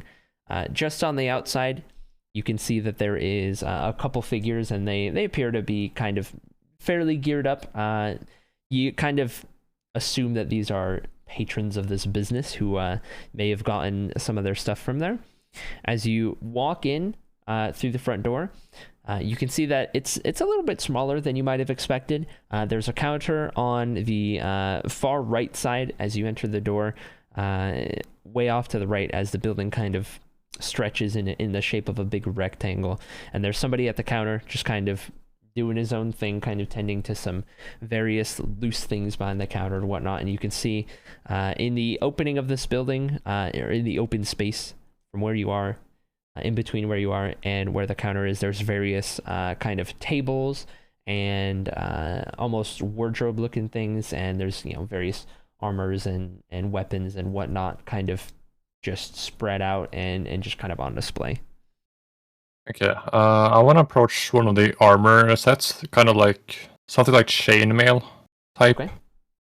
All right. You are going to notice on one of the tables there's some more lighter armors, kind of medium armors types of deals kind of sitting on the table. And for display, you're going to see one that catches your eye that is it's kind of a mix of some almost leathery type of bits with some chainmail in some various areas. So kind of up on the shoulders and then kind of into the arms is where a lot of the leather is. And then it kind of fades into more of a little heavier kind of chainmail, kind of pretty sturdy bit for the main kind of torso. And then on the other arm, of course, it fades into kind of the leather again. And the leather's a really dark color, nearly a black. Within the chainmail, you can see that there are some little bits of more kind of solid plating, not necessarily really heavy, but just to kind of help the chainmail kind of be a little more structurally sound, if you will, within the armor. Okay. Do you think it's too thick to kind of put below my original clothes? I'm gonna kind of hide it below everything. That one that you're looking at would probably be too thick for that, yes. Yeah, I want to look for something a little more thin, but enough to keep a sword or arrow away. Okay. So you keep looking, and eventually you're going to come across a very lighter kind of chainmail torso piece of armor. It doesn't really have any leather on it, doesn't really have any kind of more sturdy steel plates or anything. It very much appears very flimsy at the touch, as there's nothing really holding its structure in place. You do notice that it is only a kind of short sleeve variant of it. So it would cover kind of the torso, the shoulder, and then a little bit of the upper arm. And that is about the closest thing that you'd find. Okay, I'm gonna take that one and find a person that works there and kind of bring it to him. Okay, so the person at the counter is going to see you approaching, and they're going to put down some of the things that they were working on. That piece right there. Are you looking to buy? Yes, please. How much would it be? Well, for that one, let's see. He's gonna kind of duck down and grab something from underneath the counter. It's gonna be this kind of clump of various papers and parchments. He's gonna kind of sift through them for a little bit, and he's gonna kind of take his little glasses. He's gonna kind of push them down a little bit, so he's kind of reading them, glancing down, doing the whole glasses angled down a little bit kind of thing, taking his time going through these papers and looking through all the various different listings and stuff he's got on there. And he's going to kind of study it for a second. And he's going to look back up at what you have in your hands. He's going to look back down at the paper. And then finally, he's going to just shuffle it all back into one solid piece and just kind of tuck it back into its spot. And he's going to look back at you. That'll be 15 gold pieces for that one, friend. 50? 15. Oh. Yeah, no, sure, yeah. Thought you were going to say more. Yeah, no, here. And he just kind of nods and takes the gold and goes right back to doing what he was doing. So what does that classify as, and what does it give me? So for the context in which you're using it, I assume that you're trying to kind of put it underneath your main gear just to kind of take a little bit of the brunt of anything that you might get hit by. It is going to add +2 to your AC when you have it equipped. Okay.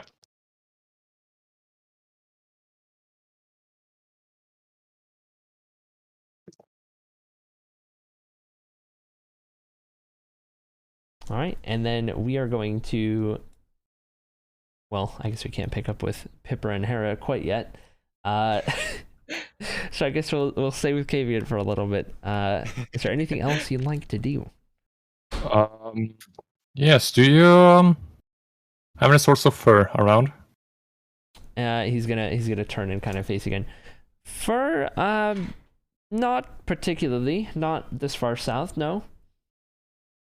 Shame. Well, I'll be delaying enough of your time. You can go back to whatever you were doing. Have a nice day or something. Oh, very well. And he'll go back to doing what he's doing. And all right. So we'll pick up with Hera and Pipra now. Have you read my DMs? I have. I have not been able to quite yet, but Oh, go ahead okay. and pick up as you guys are exiting the tavern and searching. All right. Well, I think we know a little plan then. Yes. yes. I Excellent. will head to my destination. You can head to yours. That sounds good to me. I wish you the best of luck, Pipra. You too. Just call if you shout pretty loud if you need any help. We'll be, Okay. you know. I'll know where to find you. Good luck. I am going to head to the left into deeper into town. I believe where I'm heading is to the right. Then I will also be heading to the market area. I am heading towards where it looks like things are a little bit richer or more noble in town. Let us know when you finish reading the DMs. Yeah, give me just a second. Hang on, I need to also send a little bit of my plan.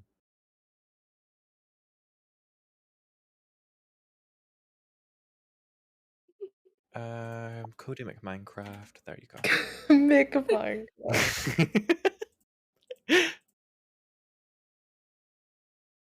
There you go. That's my part of our little evil plan.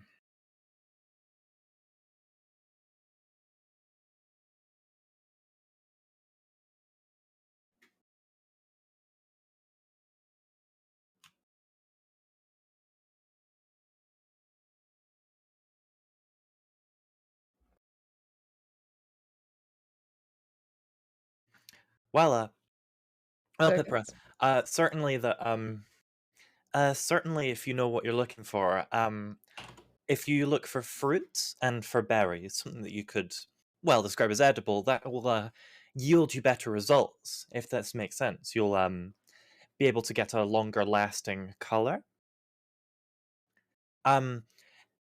Certainly reds and blues will give it even longer than that. And if you and I'm kind of motioning like I've got a mortar and pestle.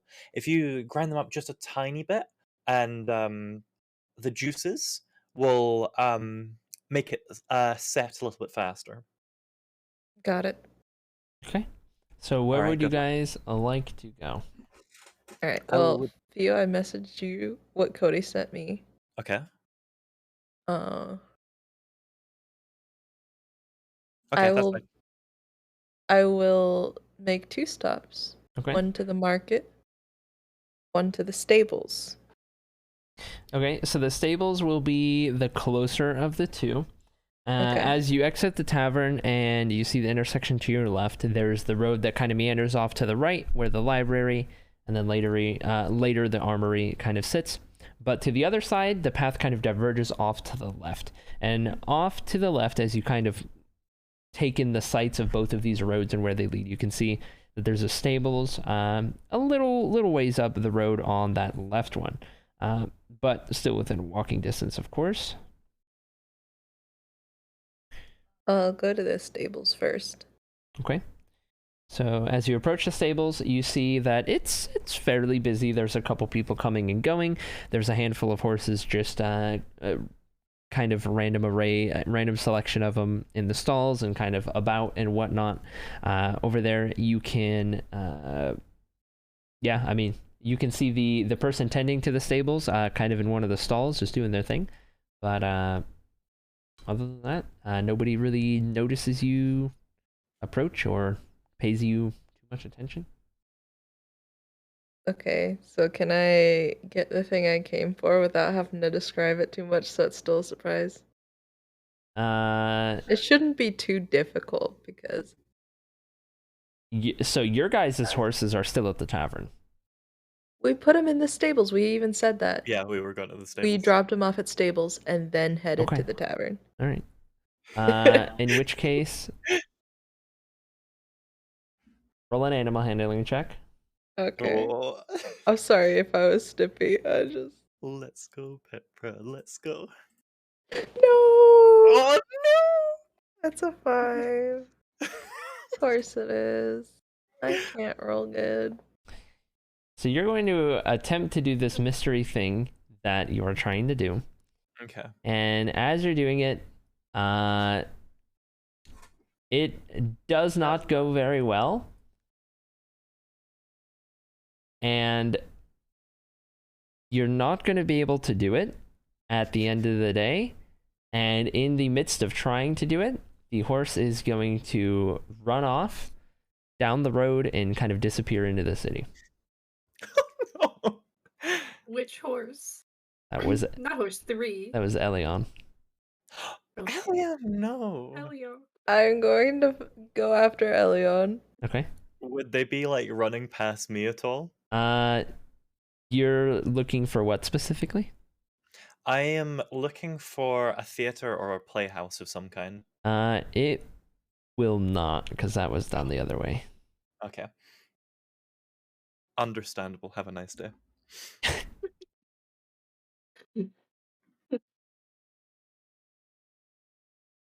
Okay. So Do I catch up to Elion? you need to roll a perception check. See if you can see Elion. You really just don't want me to. 16. 16. Okay. So after running for a bit and trying to kind of catch back up to the horse and spot where it is, you can eventually see that it is kind of slowed down and just kind of gone back to kind of doing whatever, moseying on the street a little ways up, and the people around haven't really paid it much mind whatsoever, and they're just kind of going about their business. But you see they just kind of calmed down, and he's just kind of standing next to a group of buildings.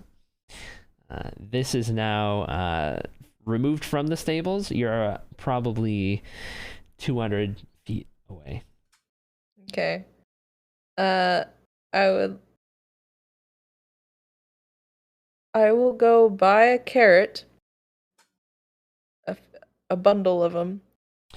I'd like to lead Elion back to the stables. Roll an and attempt investigation again. check to see if you can find where you could buy a carrot.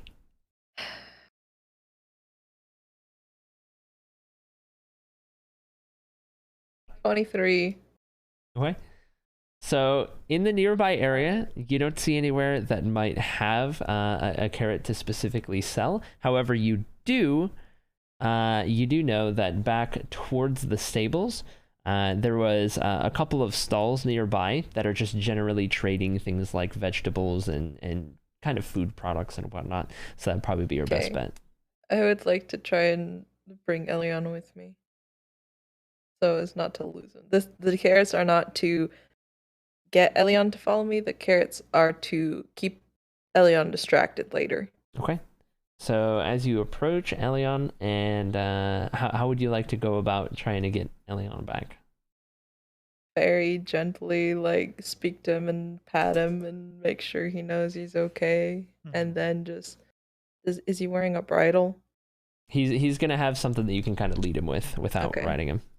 And then I'll kind of grab the bridle, Okay. which is basically that. He's just Lead him gonna back. follow along, just kind of walking about. I buy carrots. How much gold do I subtract or silver? So from the market, you're just how many carrots do you want to do?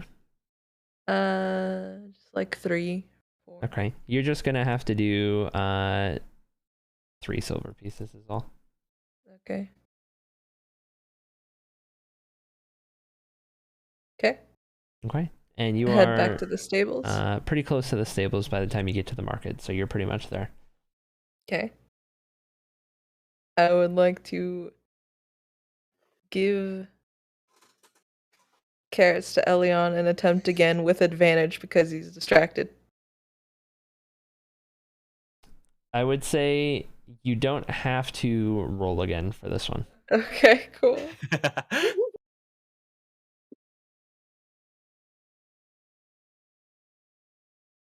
So do I succeed? Yeah, you don't have to roll. So you're Cool. just you manage Alright. to do what you I set leave out a to do. happy Elion, and I go back to the market area, and I... Can you tell me what the colors of Izika are, or... I guess not the colors of it. What color is Darcy's clothes? I'll pull it up for you Um, guys. It's she has like a blue, like not like a, it's like this color. It's like a purpley blue It's shirt. up on the stream right now. And then it's like over like she has like a vest over it. Okay, cool. That's like a lighter blue, yeah.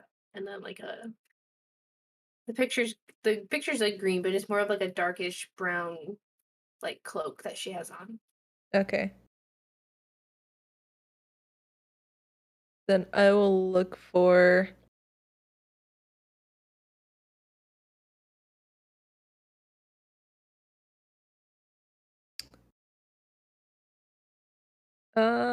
we'll go with just some red kind of fruits and berries, and if I spot any more of the berries like she has, I'll get those as well. Any more of the ones that she has already? That kind of color, yeah. Okay. All right. As you pick through some various assortments and things that are for sale, you'll eventually come across what you're looking for. So you grab some various red colors in the form of berries, and you also find some that are pretty similar to the ones that she has, but you can tell that they are different. Colors fairly similar though, at the very least. And all in all, to get all of those berries, you'll have to remove 6 silver pieces from your inventory.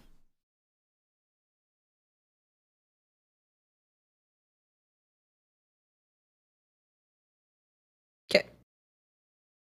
And now I will head back. Well, I'll go find Hera. Okay, so we're gonna pick up with where Hera had just left the tavern, and you guys had just split up. Okay. Well, I'd like to make my way in the direction of where it seems to be getting richer in town, towards where one might expect to find a playhouse or a theater. So you're going to head down the road that kind of meanders off to the right, past where that library sits, and kind of right where the road comes the closest to the canal that kind of leads to the castle. There's a couple buildings kind of in that gap, one of which you can tell is like an armory, and then there's an intersection of the road, and it kind of darts off to the right. And as it darts off to the right, it ends up meeting another intersection, but kind of just there, kind of open as you walk down this road, right at the very end of it, where it kind of splits off in either direction. You can see a more grand looking building that appears to be some kind of gathering spot, or maybe theater perhaps. Something to that effect is kind of the vibe that you get. Excellent. Did I notice the people around here looking significantly better off or less? No, they mostly appear the same. Okay, cool. I was considering just taking the item of my interest, but no. Cutlery. Yes, cutlery. Your silverware is mine. I'd like to go into the. I'd like to go up to the building that I perceive to be the theater. Okay. As you approach the building, it becomes clearer and clearer that this is some sort of a theater or playhouse of sorts. And as you get a little closer, it does appear to be a little more grand than at first glance from down the road. You can tell that it is one of the finer buildings kind of that you've seen so far since being back into the city. It's very well constructed, and on the outside, the kind of people that are there kind of gathering about and talking amongst themselves, they're not dressed necessarily in commoner clothing, a little bit better. I would say, a little bit more kind of fancier.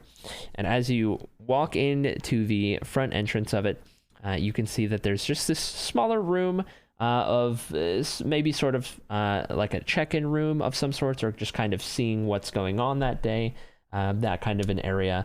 And you can see there is a kind of an opening with it's kind of like a barred countertop, so as to not let people kind of over it, but you can kind of see through and hear through. And you can see on the other side of it is this sprawling kind of theater room with various rows of seats and whatnot, a big stage kind of on the far side, some really nice kind of deeper red curtains kind of closed on the stage and whatnot. It's a very fancy building, and there is a lot of care put into everything that is kind of around you. Okay. Do I notice like the titles of any plays that are coming up, or is this? So there's a little list of kind of on, not the barred countertop, but to the left of it, there's kind of a more kind of approachable countertop, I guess, where you might find somebody. There's nobody behind it right now, but you can see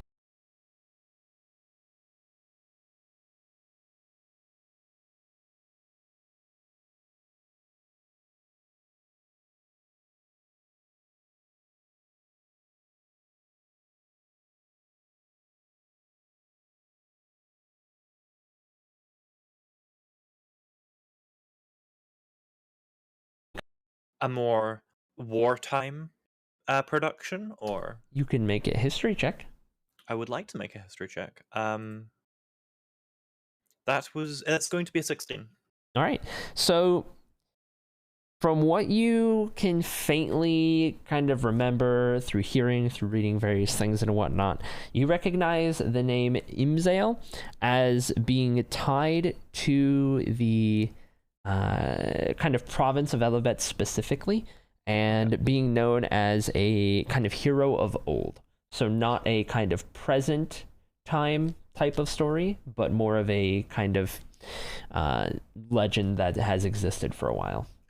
But the kind of production where I'd expect to find someone with the feature that I'm trying to replicate, right?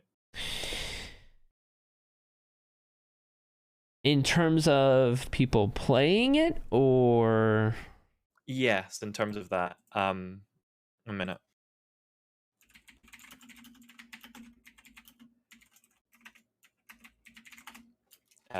Just clarifying in DMs.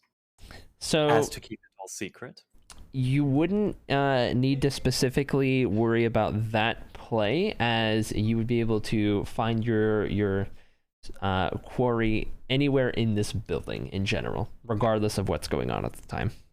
Excellent. Is there anybody who looks like they might be in charge? So there's nobody behind that counter, and from what you could tell as you approach the building, and there was a kind of group of people bustling about on the outside, you get the impression that whatever had been going on, like the most recent event or thing that was happening just ended, and so it's kind of in a transitionary period where there's no one really about. It's going to be a while before the next play, kind of a thing. Ooh, okay. I'd like to approach those people and say, "Hi, good afternoon to you. What was the play that I've just missed? I was unfortunately quite late to town. I seem to have missed my." Oh, it was a new one from one of the up and coming playwrights. I'm not sure I caught the name of it, but we were here to see the first airing of it, and it was a bit amateurish, but nonetheless, it's starting to be that season again with wartime plays and stories and what have you. It was an interesting take on what's been happening, but I wouldn't worry about it. Not really worth the watch. Oh well. Well, who can blame the amateurs for trying, am I right? Well, tell me, this is more a question of my own interest, if you'll take my meaning, but the production quality, the quality of their the set and the presentation of it, if not the script, was that amateurish, or was there some quality behind it? Was it the establishment providing them, or? Well, I do mean, apologize, I'm a I'm a bit of a fanatic about these things. I mean, regardless of whether the story itself was lacking, they are performing here after all, and, well, we've got some of the best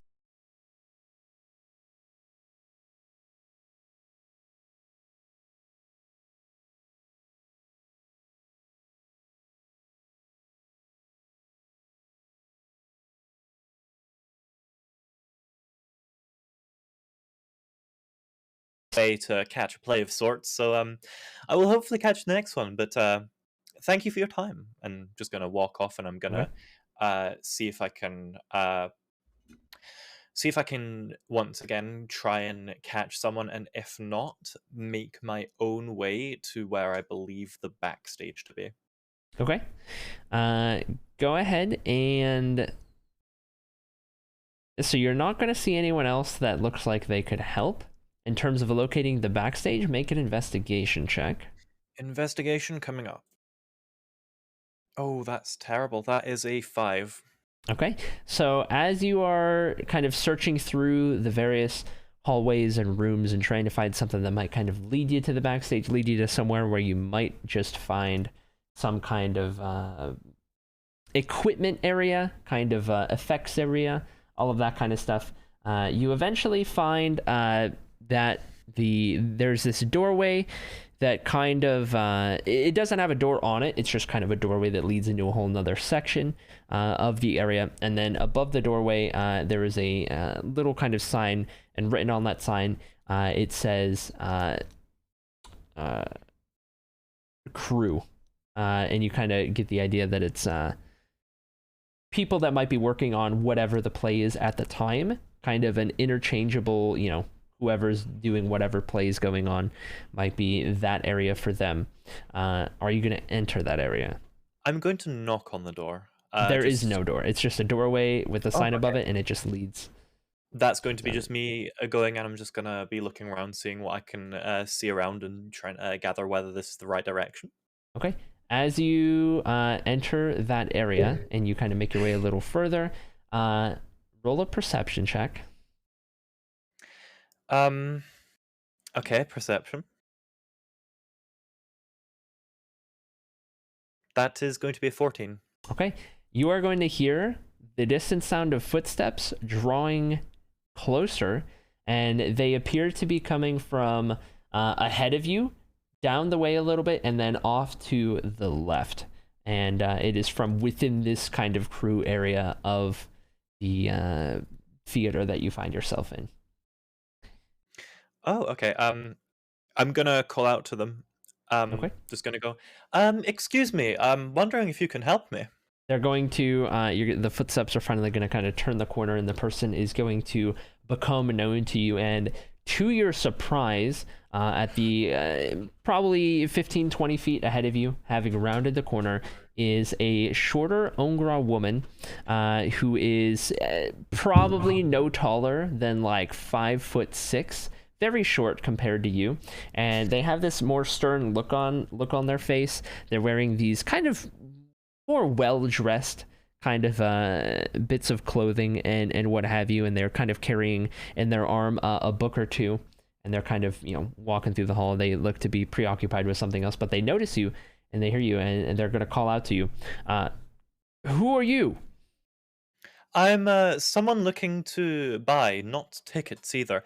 I'm wondering if there's anyone that I can speak to. I do apologize for the intrusion. I couldn't find anybody out front. Roll a deception check.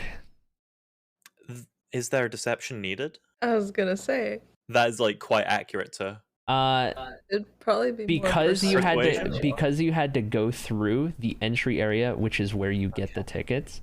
All right. And she knows this. Well, it's a 15 plus 2 proficiency, so Okay. 17. She's gonna kind of give you this interesting or this interested, kind of confused look for a little bit, and she's gonna say, "Well, there should have been. You can't get back here without first going through the main entryway where you get tickets. I The know. I do apologize. There was nobody there that I could have talked to. I took it upon myself to come back and look for someone. I do she's apologize for the gonna kind intrusion. of get this deep in thought look, and she's kind of mumble to something to herself, but not something that you can kind of hear from how far away you are.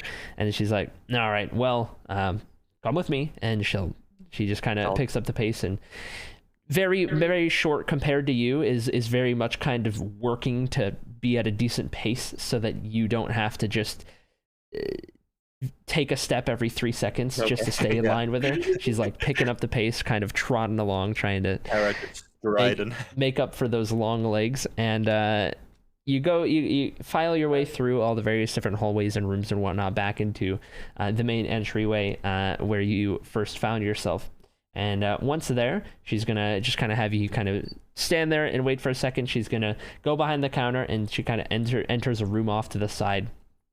And as the door closes behind her, you're just gonna hear these kind of muffled, like the raising of the voice in the background. Like you can tell it's her voice. You can't make out what's happening. You just hear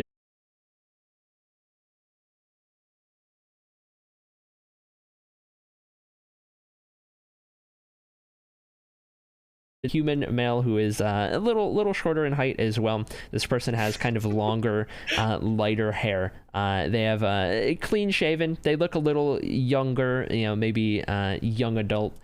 Something to that effect. And as they kind of make their way back out to the counter, they're kind of rubbing their eyes. You can tell they've been asleep for a little bit, and they're just kind of dazed and kind of out of it, just kind of doing whatever, not very good at their job. And then the short Ongra lady steps back out of the door and then makes her way out from behind the counter, and then just kind of goes back and disappears into the hallways and whatnot with her books in hand without saying anything.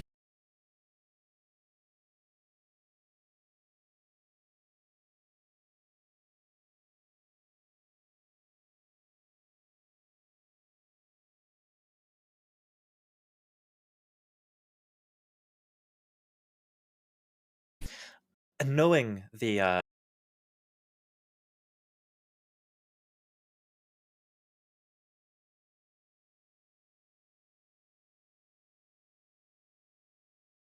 What is it you need?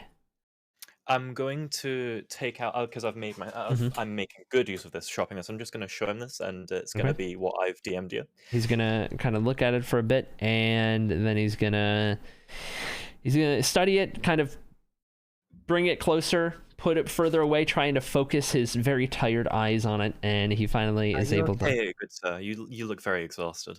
Don't worry about me. He's gonna kind of stumble a little as he says that, and gonna continue reading. He's gonna be like, "Well, we don't usually sell these things to people, but it's okay. I'm willing to pay quite a premium for this. It's very important to me."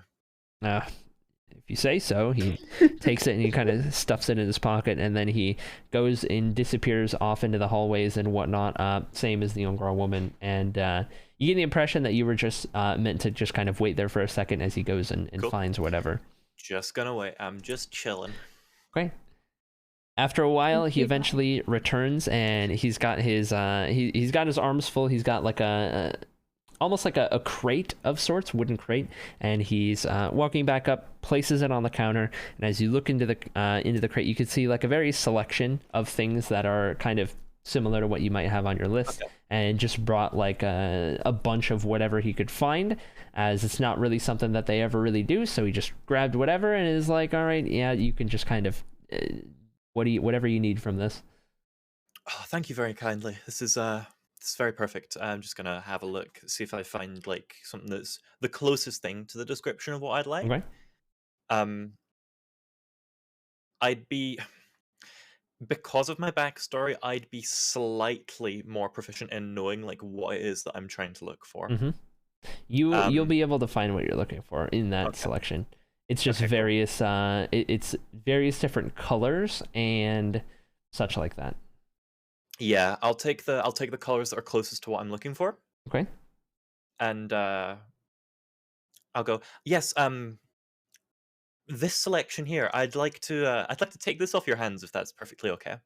And he's gonna kind of look back up and he's gonna say, yeah, "That's fine." And he's gonna take the crate. He's gonna kind of put it down on the ground next to the countertop, and he's gonna kind of lean in a little closer, and he's gonna say, "Gonna keep this one off the books, so you won't have to pay as much. But to make sure that's not noticed, it's gonna be 10 gold." Very understandable. Thank you kindly. I'm just gonna hand him the 10 gold and He takes the 10 gold. He looks around to make sure nobody else is there, and then he pockets it. and yeah, I'm just gonna go. Turns and goes back into the room that he was previously in. Very well. Thank you kindly. I'm just gonna walk out and yeah, I've got what I'm looking for. Okay. Very well. Just the way that I came. All right. So the three of you guys are, I'm assuming, gonna try to meet back up at the tavern, correct? Indeed, yes. Okay. We're Yes. If what I did took about the same amount of time as Hera, then yes. If I had a little extra time, then I might stop by the library. All three of you guys were about the same time. Cool. We're gonna go pick up with Darcy's and Tanith, however, right after you guys had left. They have entered the room that Darcy's had just paid for, and as you guys enter the room, you see it's a pretty standard kind of tavern/inn room. You see just one bed, kind of on the far side of it. There's a couple different areas where there's a table and chairs and whatnot. A little bit of a wardrobe area, some nightstands. As you enter, Tanith is gonna go off to the right. And in the right corner of the room, there's a table with a couple chairs on it. She's going to sit herself down on one of the chairs and just kind of look around the room and just kind of take it in.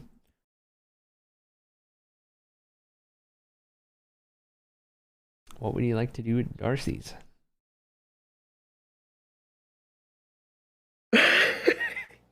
Are you muted? No. Oh, okay. It just didn't. breathed. It didn't pick you up. I didn't know if you. Just contemplation on her face. What would I like to do? Well, you said that they're back like with me. Sorry, it's just you and Tanith in the room. They're out doing their things. So it's just you and Tanith. They're not back. You guys have just entered the room. What does the room look like? On the far side of the door, there is a single bed, and next to the bed, there's a couple different kind of nightstands. You can see over on the left wall, there is a kind of wardrobe of sorts. You can see that in the nearby right corner, there's a table with a couple of chairs, and that's where Tanith has gone and sat herself down. Over to the left side, you see a little bit of a kind of like a desk set up with a single chair. And other than that, there's not really much else going on. It's a pretty standard kind of room that people might rent out. Okay. Well, I'd like to I'd like to take my like cloak off because I'm aware that Pipra and Hera are getting stuff to help disguise me. So I'd like to just like take my cloak off and maybe maybe like the, I don't even know what the blue thing that I have on is, but take the blue thing off too, so that I'm just like in this like purple like undershirt ish stuff. All right. Just to kind of prepare for when they eventually get back.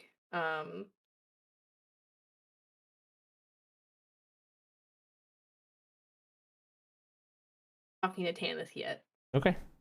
She's just going to be sitting there, definitely not bringing up any conversation or anything, just kind of doing her thing, waiting at the table and whatnot. At this point, she has pulled out one of her daggers and she's just kind of got it on the table, sharp end down, and she's just kind of spinning it as it just sits there propped up by her finger and whatnot, just passing the time.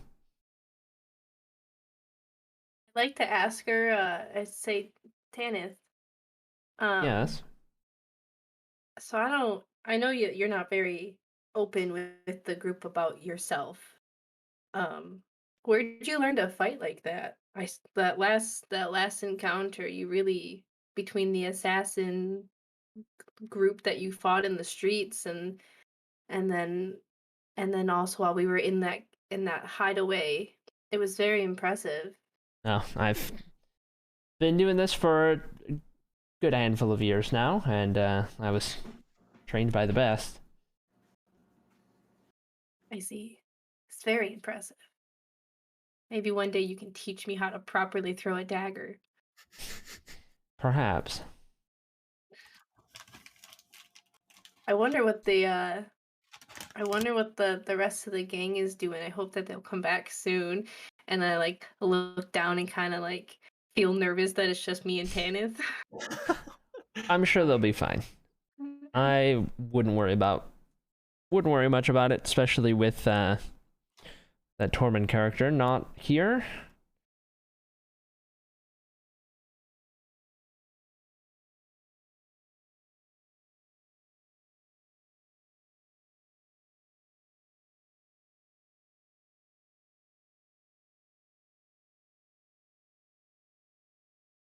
No, you're not. I guess you're right. And then I kind of just let the conversation fade. Okay. At this point, all of the rest of you who are outside are going to meet back up at the kind of main entryway to the tavern. Hello, Pipra. Hello, Kavian.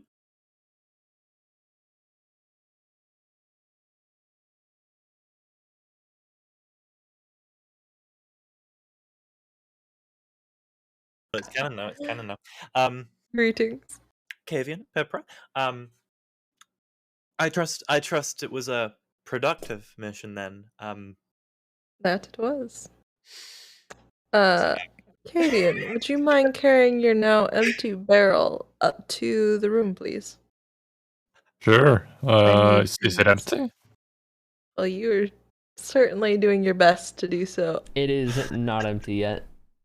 Oh, okay. Can I roll again to see how empty it is? Yeah, roll Like last time? roll a d20. It's a 19. It Sam is is like- ready. It is barely even touched. There is a lot left.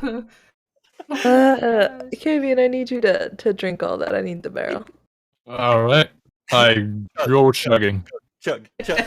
Keg stand. Keg stand. Okay. Are you just chugging till it's empty? Are you just going? I'm just gonna go for it. All right. I need you to make a Constitution saving throw. There we go. That's a 19 again. Okay. All right. Yeah. You're able to chug it down, and after a while, it starts to hurt a little bit because you've got so much that you've ingested. But you're able to carry on. It's not affecting you too hard. You've done it before, and you'll probably do it again. I like to drink with Kavian because Kavian is my mate, and when I drink with Kavian, he drinks it down in 8, 7, 6, 5. Okay. Sam stepped away for the bathroom, and I just saw the cat move, and it scared me. Oh. Up at the top. Oh, look at the cat. I like that. But we can, since she's not hearing it. Yeah, since she's not here, yes. Hera, now that yeah. the barrel's empty, we need some water for it, and I'll gather any other supplies we need. Of course, I'll go and fill it up. I'm just gonna Thank you. pick up the barrel. Thanks, Kavian. No problem. I'm just gonna hit the toilet if that's okay. I'll just give me 5 minutes and I'll be back. Of course, yes. Alright, let's go. and I'll head up. Well, I guess I'll ask what room is Darcy's at the barkeep. You'll find out that it is the second room on the right when you go upstairs.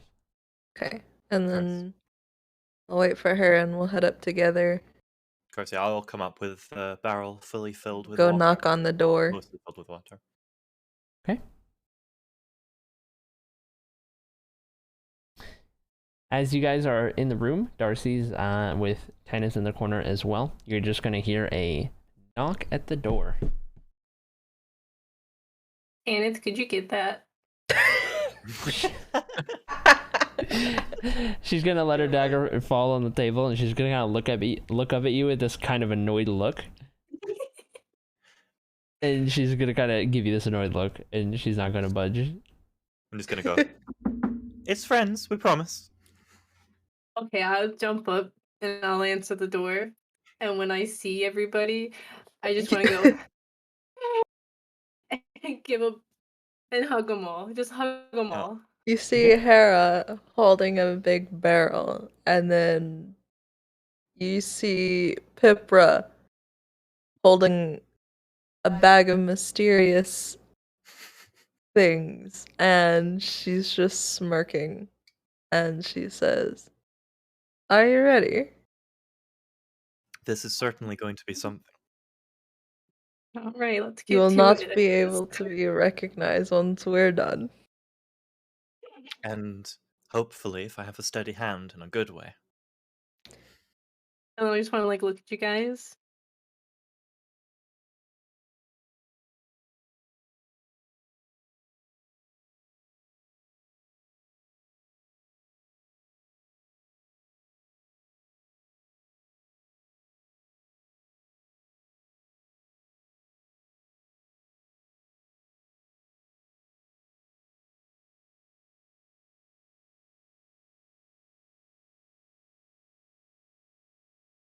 Wow. Let's get Do your started. worst. Okay. I'm gonna like throw some pajamas at her and have her change so we can have her clothes. I'm going to get the makeup / face paint out of my bag and priesthoodization up some brushes and a mirror that I can apply them with. Okay. I will also get the berries, like prep the dye and like kind of put it in the water, and I'll put the first thing I'll dye is the sweater. Okay. And the combination of dyes that I will use from what I have will make it kind of a maroon.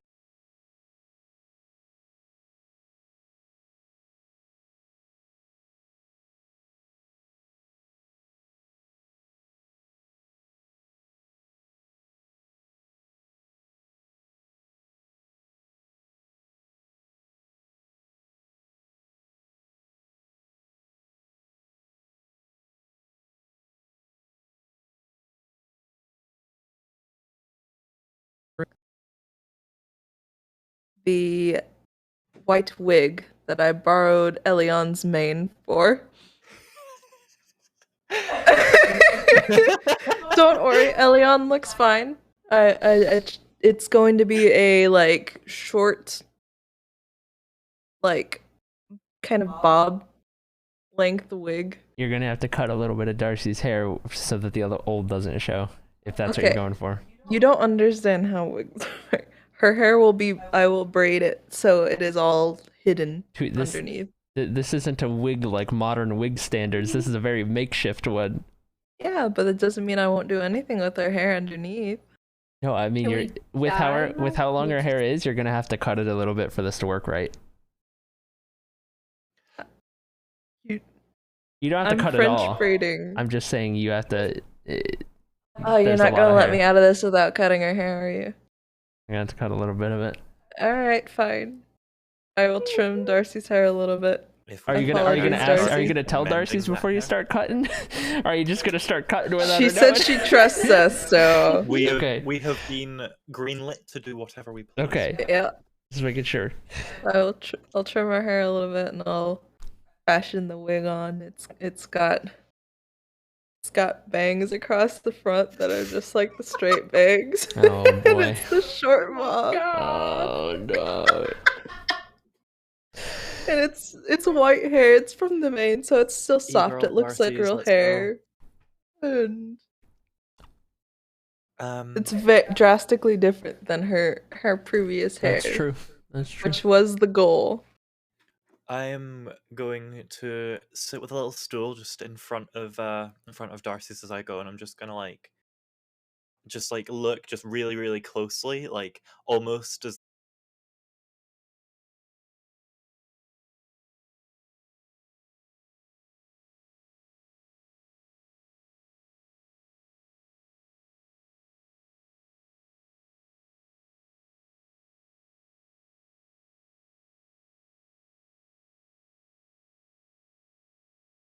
I have an idea, Darcy's. Close your eye for me. While this and, is happening, what are you doing, Kavian? I'm very curious.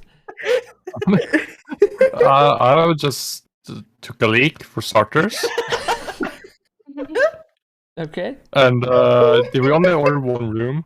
Yeah, it's just one. You're all Alright, just in this room.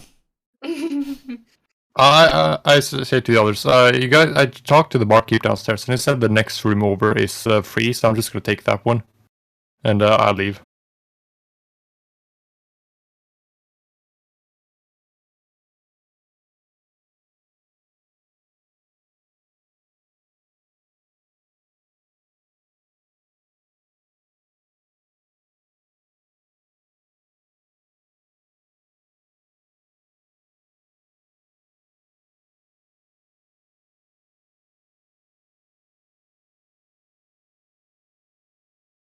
Up, and then on the inside you see a human man who is about the same height as you are, more of a kind of hardy constitution, got a bit of a lighter brown kind of beard going on, longer lighter brown hair as well, and this person is just kind of dressed in commoner's clothing, and you don't really, there's nothing else that really stands out, but they open the door and they kind of look at you and they're like, what?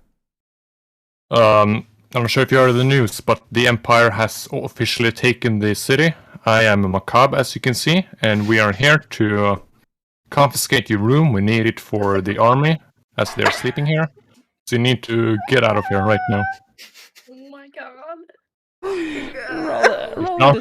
Roll a deception check. Oh no. Oh no. No. Please. That's a natural one. It's a 0. It's a 0. Roll 0. That could not have gone worse. It's a literal 0. No. Get wrecked. He's gonna give you this look, and his eyes are gonna kind of narrow for a bit, and he's gonna kind of question, "Is that so?" And screw it. I barged into the room. as you barge into the room, he's going to reach over, and on a table, he's going to equip in his hand a short sword, and he's going to point it in your direction, and he's going to say, "Well, you've chosen the wrong room then." And as he does that, he reaches into his pocket, and he pulls out a little kind of medallion in his hands, and you can see on this medallion that it is an official kind of Elibet kind of provincial colors banner. And it is you get the idea that this is an official within the province who is now pointing this sword at you, making the claim that you had made and barging into the room. Can I do a performance check and act drunk while I shout for Hera? Okay. Yes, roll a performance check. Oh It's even worse than the last one. Mom, 15? pick me up, I'm scared. Okay, so this person is pointing the sword at you, and they've got this intense look on their face, like they're kind of ready to fight. And you start to kind of stumble around, and you're kind of trying to give off that you're pretty drunk. And then in that drunken kind of stumbling around, as Hera is really focused and working on kind of Darcy's face, trying to edit the appearance a little bit, you're just going to hear from the next room over, you're just going to hear Kavian call out Hera's name. All of you guys in the room. I'm just gonna go, Darcy's, wait here. I'm just gonna put my utensils to the side, like on a table, and kind of stride, not quite jog, but stride towards the next room Okay. with my staff. As you kind of as the next room becomes known, as you start to look at it, the doors open. You can see that the doors open, and on the inside you can see Kavian kind of stumbling around and whatnot, and you see that there is an individual in there who is dressed normally, no like armor or anything particularly, and they have a short sword in their hand and they're kind of pointing it at Kavian. Make a perception check. Perception check incoming. It's going to be a 7. It's not Okay. excellent. So that is all you are going to see. You are not going to see you're not going to see the medallion or anything like that that kind of marks them being an official. I'm just gonna go. So what seems to be the problem here? Because I have seen the sword at this point. And obviously, he's pointing the sword at Kavian. He's gonna look up at you and say, "Who are you?" It seems that I'm their caretaker. What's happened? This person's just gonna get a little bit of a confused look, and he's gonna just look back at Kavian, just not sure what to say. Listen, I do apologize for the trouble that my friend here has just caused. Do you two mind explaining yourselves? Well, the barkeep said it was empty in here, so I went in, and it's clearly not. Yes, very clearly. Is this what's happened? Just gesturing for the guy to give his name. And the guy standing there is like, "I rented this room 3 days ago, and I paid for a week.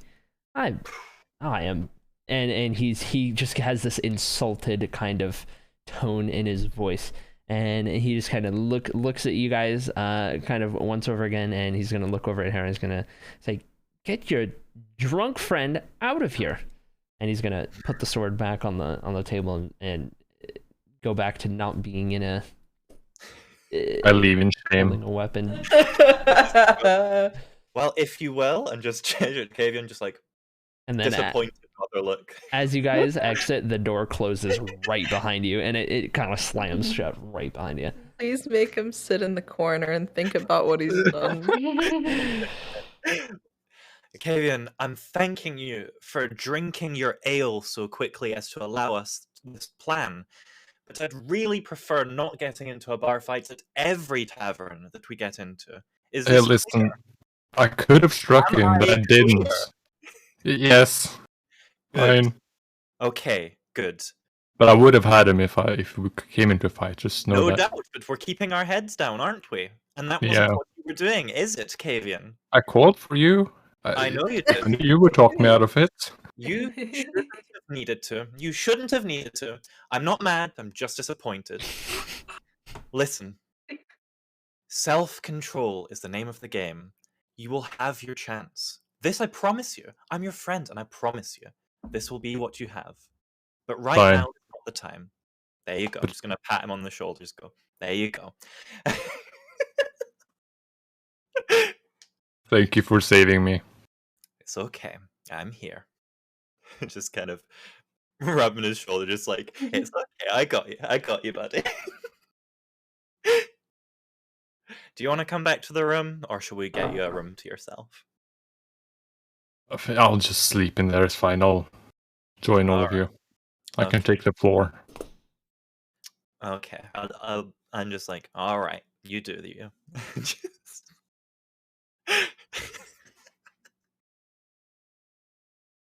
Cool. Yeah, Right. I'm just gonna leave Kavian back to the room and go. Well, is there room for one more sleeper in this room? Avian! Kavian is back. I've rescued our little friends. Kavian just sees Darcy, not just how she was, and with white hair and bangs, and this stuff on her face, and does not quite recognize her at first. Who's this? Is this a new party member? Where's Darcy's? This is our little project. This is Darcy's. Remember, she's even more low profile than we're trying to be at the moment. We're attempting, if you will, to try and hide her a little better among our group. I think I'm drunk again. I'm just gonna go take a nap. All right, that sounds good to me, Kavian. That sounds good to me. You rest well. is there a glass of water that I can get Kavian just to lay I mean, you beside don't me? have one in the room now. Oh, okay. I Have just the go into the berry corner. water. and- Okay. Well, I'm just gonna take my place back beside Darcy's, in front of Darcy's. I'm just gonna go. Okay. Can you close your eye again for me? Can you close your eye? There you go. Okay. And I'm just gonna with I'm just gonna say it. Pre-digestion. Predigestion. There we go. Okay, no, I'm not Predigestion. gonna say it. Predigestioned up. I regurgitated this brudge. I'm just gonna predigestion. Anyway. So with the brush, I'm just gonna take it and I'm just gonna, from just at the brow, just at the center of her eyes, go from just above her nose down over her eyelid, move a tiny bit to the left of her right eye, and then continue a jagged looking red line downwards. Mm-hmm.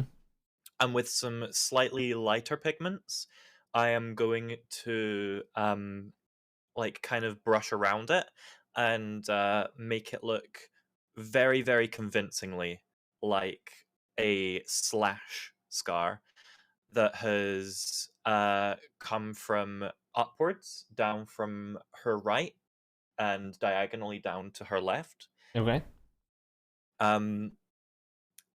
It's going to look like it is at least a couple of years old by this point.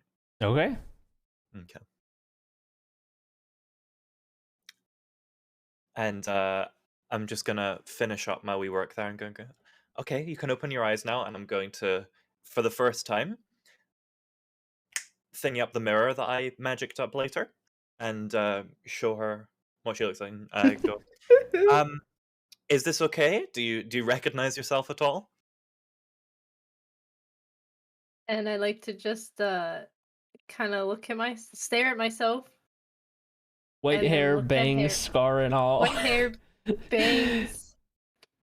I like to look at Hera and then look at Pipra and say, I don't recognize this person. You Good. guys did a good job. Well, thank you very much. We certainly tried. Well done, Pipra. The wig looks great. Thank you. I'm gonna pull up an image. Please. Yeah, let's go. Oh, I could be nicer. I could be rough. Oh.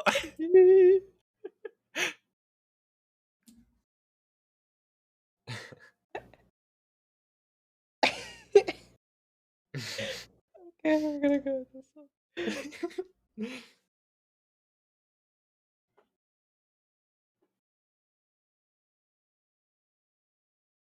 I'm thinking yassified Geralt from The Witcher. To be honest, this is the mental image that I've got. Yep, there we go. Oh. Alright, let's see. Yeah. Can I magic up those glasses? Is that cool? Is that Goggles, Is you it- mean? we'll call them whatever, but yeah, can Oh I? my Is that God. If you want her to have goggles, you're gonna have to find them somewhere. cool? Okay. Okay, the other image I was going to, if I wanted to be really rough, let me scroll back up to it. Was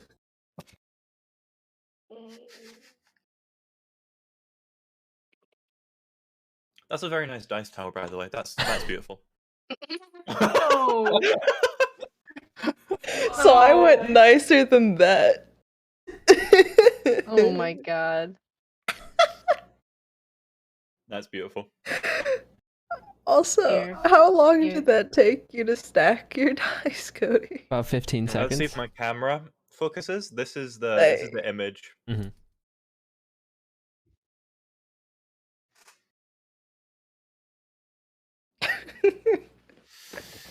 That's beautiful. Okay, so Dude, your Thomas face, is gonna I come think- back and start flirting all over again. Like it's a new person. Bless you.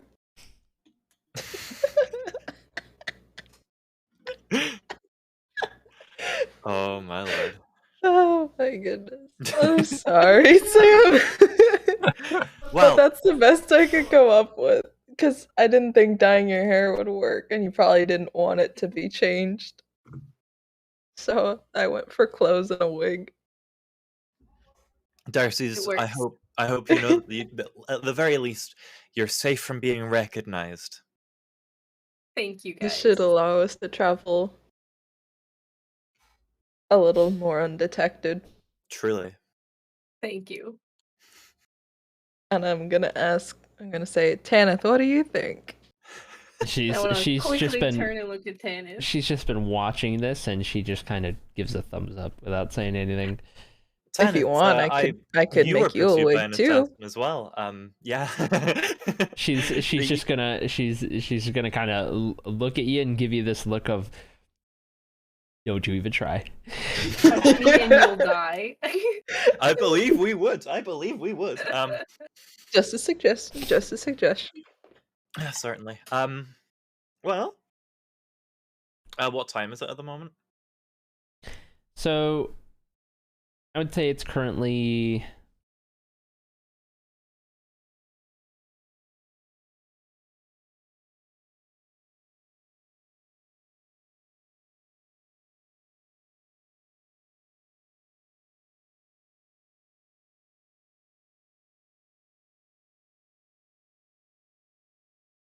We have yet to conclude that I have forgotten. I'm all set. Well,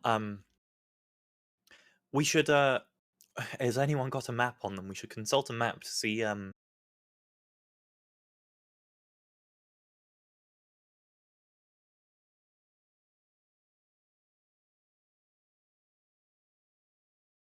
the province of Elabet. It is you'll have the best idea, Hera. Okay. And Tanith will know a bit as well. Okay. Would the library have a map? I don't know. You haven't been there. Well, Pippa, you were looking for a map earlier. Heavens. You were looking for a library earlier to enhance your research. Well, maybe we can find a map there. That would certainly help out. I would like to stop by the library. That is true. Excellent. Well, certainly, I am familiar with Elabet, but certainly it's been a while since I've been familiar, so a refresher couldn't hurt. So, shall we? And this is just a general to everyone, shall we? You just hear snoring in the corner from me. Oh no. Darcy, would you like to come along, or are you gonna look after Kavian? I'll come along. I think Kavian just needs some time to sleep it off. I think so too. I'm just gonna reach down and ruffle Kavian's head. He's had a hard afternoon. Tanith, what Yes, about he you? has. What would you guys like me to do? I feel like you would be useful if we found a map, so you should probably tag along. All right. Certainly. Have you been here fairly recently, Tanith? I've been all around, and I've spent a good bit in Ifelia. Ifelia. Okay, well, that's fine.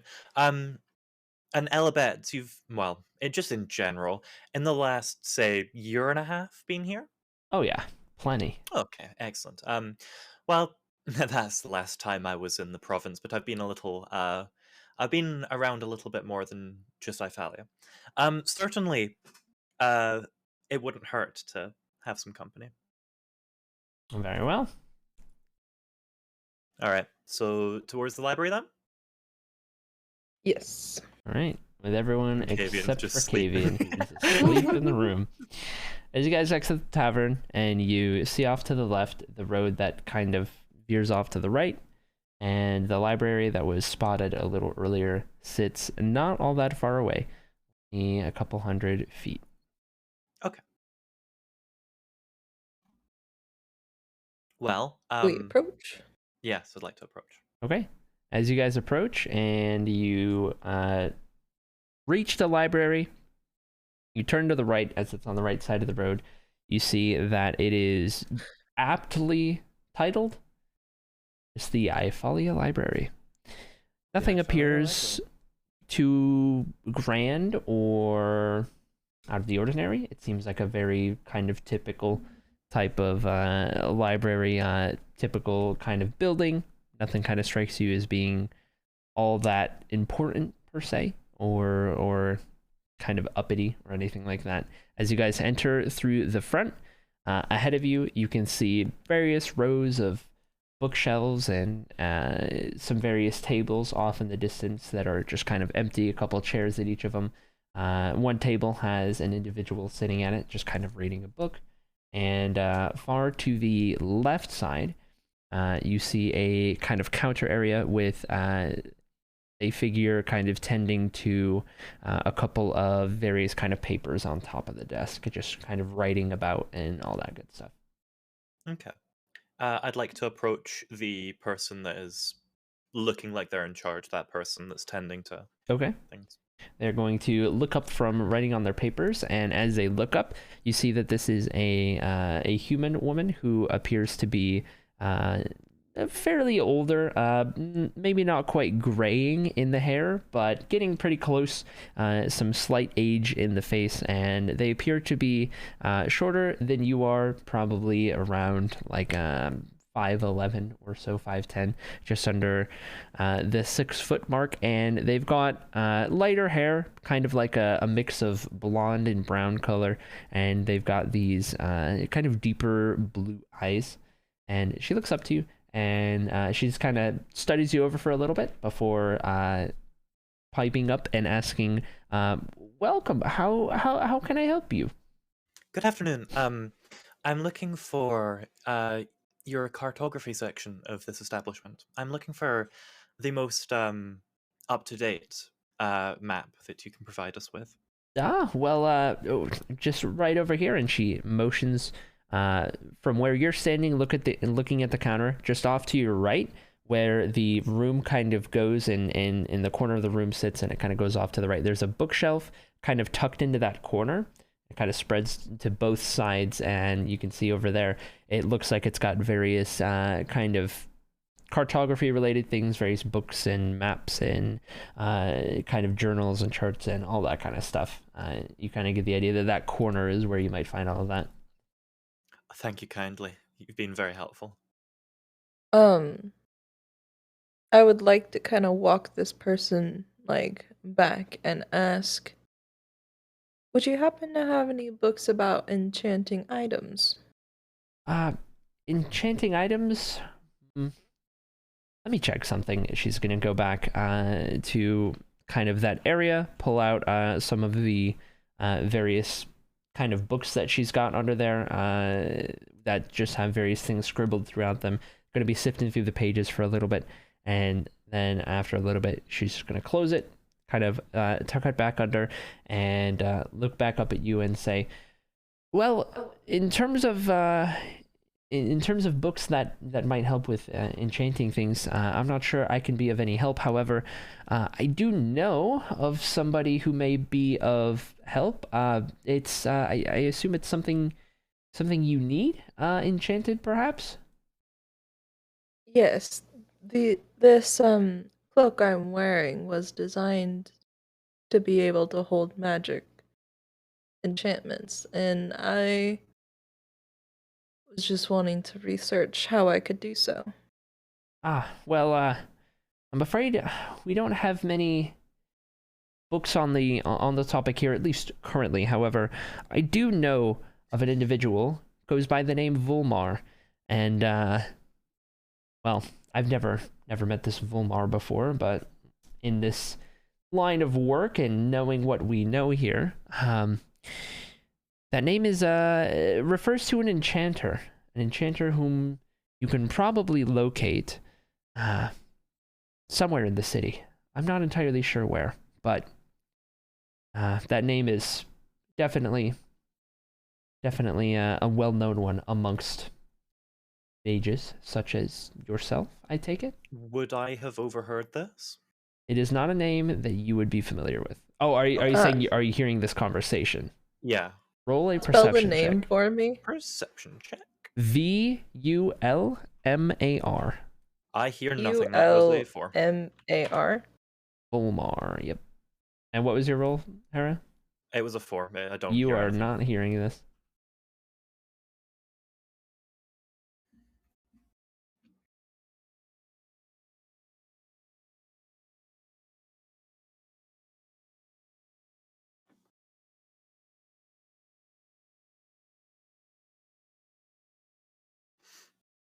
Okay. Sorry. Oh, thank you for your help. I will see if I can locate this Volmar. And she just kind of nods very well and goes back to writing in her various papers and whatnot. I'll walk back to the group.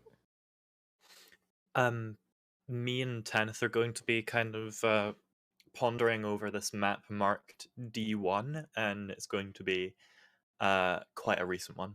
Okay. And I am kind of drawing a line up, not directly north, but through the mountain range towards, and I'm going to see if I can increase the stream resolution just now because it is awful on my end. Marked derelicts. Okay. And I'd like to just motion to Tanith. Derelicts, have you been as far north as this? I've been all over the province. Well, let's see. It depends on what route you guys would prefer to take up and into Ithaca. If we were to take the route through Derelicts and up north from there through Linstium and Zintef and then across the border there, we would end up a lot closer to where we need to be. My But thoughts exactly. it would also be a lot more distance traveled through the Empire-controlled territory as opposed to if we Also, my thoughts exactly. if we head north from Ifalia here. And while we would be risking heading through Ilbines, which is arguably the most dangerous place in the province currently, we would only have one more town to go, and we'd be there in maybe near half the time it would take of traveling through the enemy territory. That's true. And I wonder if this map would show, of course, the state of Ithaca, I'd imagine, but yes.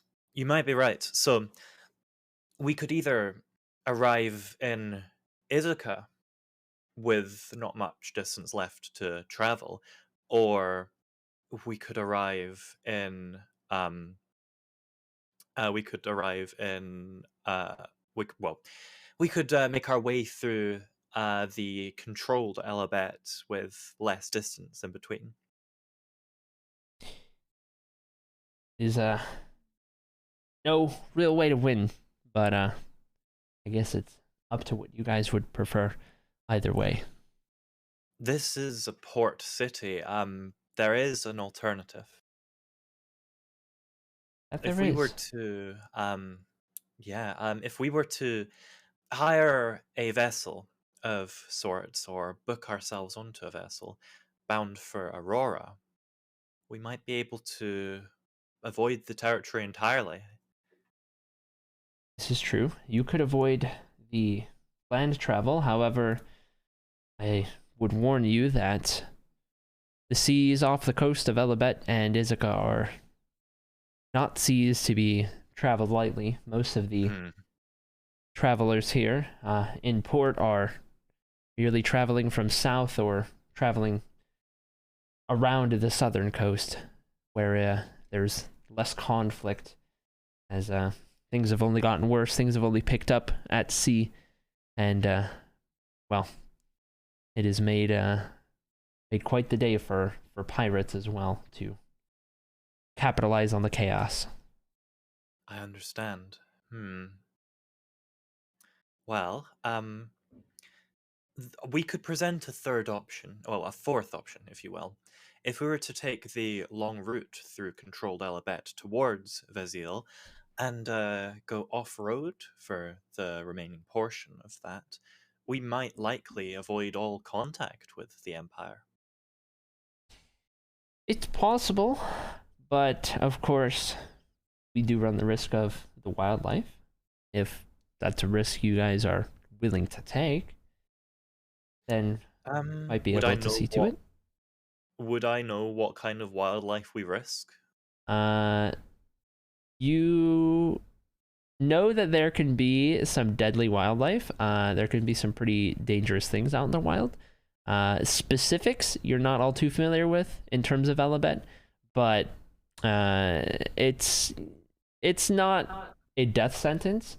It's just instead of running the risk of kind of soldiers from the Empire and kind of running into trouble that way, you might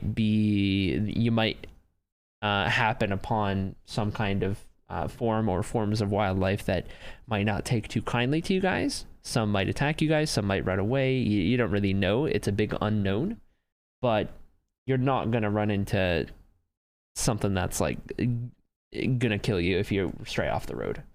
I understand.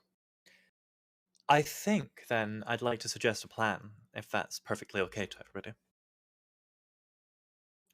I Okay. believe that our potentially, our most direct form to Vizil would be through the long stretch of controlled Alabet. However, that means we avoid the more, shall we say, dangerous areas of the capital city as of current. Well, or the capital stronghold. If we were instead to make our way from Iphalia to Durlix and make our way directly north from there to, I think that says, and I'm just squinting at the map here, Lindstrom? Lindstium? Lindstium, thank you.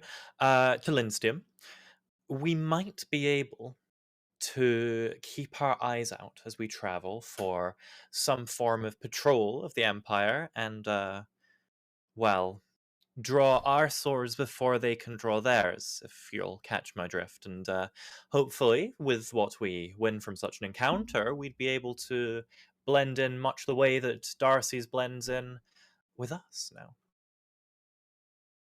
I'm thinking armor, identification, if you catch my drift.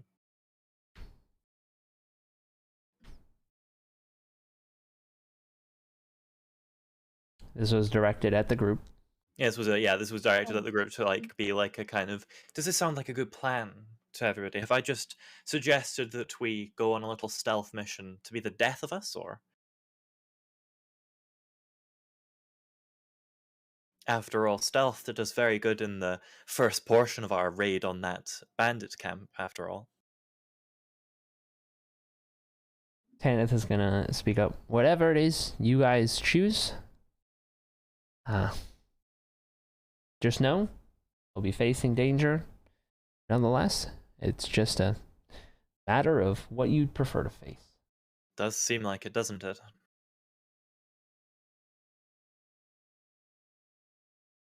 So, the seas, I'm in. soldiers, or the disguise?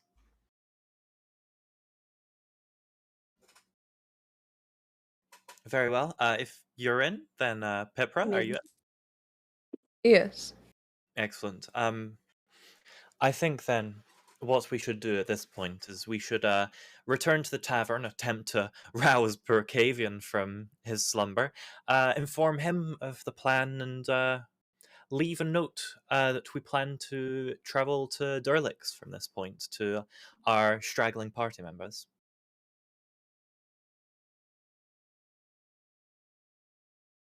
Yeah. I agree with this plan. Very well. Just going. I'm gonna go towards the librarian and just Okay. toss a gold coin towards her direction and go, "Thank you very much for your help. You've been very kind." Oh, that's so kind of you. You don't have to. Oh, nevertheless, I will. Okay. She'll go ahead and smile and kind of takes it and shuffles on back to another area. Okay. Is that everything that we want to gain from here, or would you like to read up on some more magics? There's not much here for me to find, so we can continue on. I'll And you, probably have better Darcy? luck in Ithaca when it comes to magic books. Fair. I'm set to move on. And you, Tanith, you're content to follow? Well, you're the ones paying me. True. All right, very well. Onwards then. So you guys make your way out of the library, head on down to the left, following the road as it kind of meanders off, and the tavern becomes visible. And you enter the tavern. At this point, it is starting to get the day's starting to go along a little further. It's not quite the evening yet, somewhere in between the afternoon and evening. And as you enter the tavern, you can see that there's more people than when you left to head on out to the library. And it seems to it's starting to pick up just a little bit, but there's beyond that, all the usual. How long would it take us to get on horseback from Ifalia to Durlix? Roll a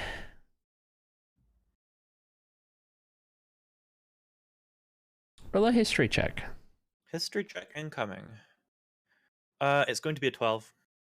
Okay.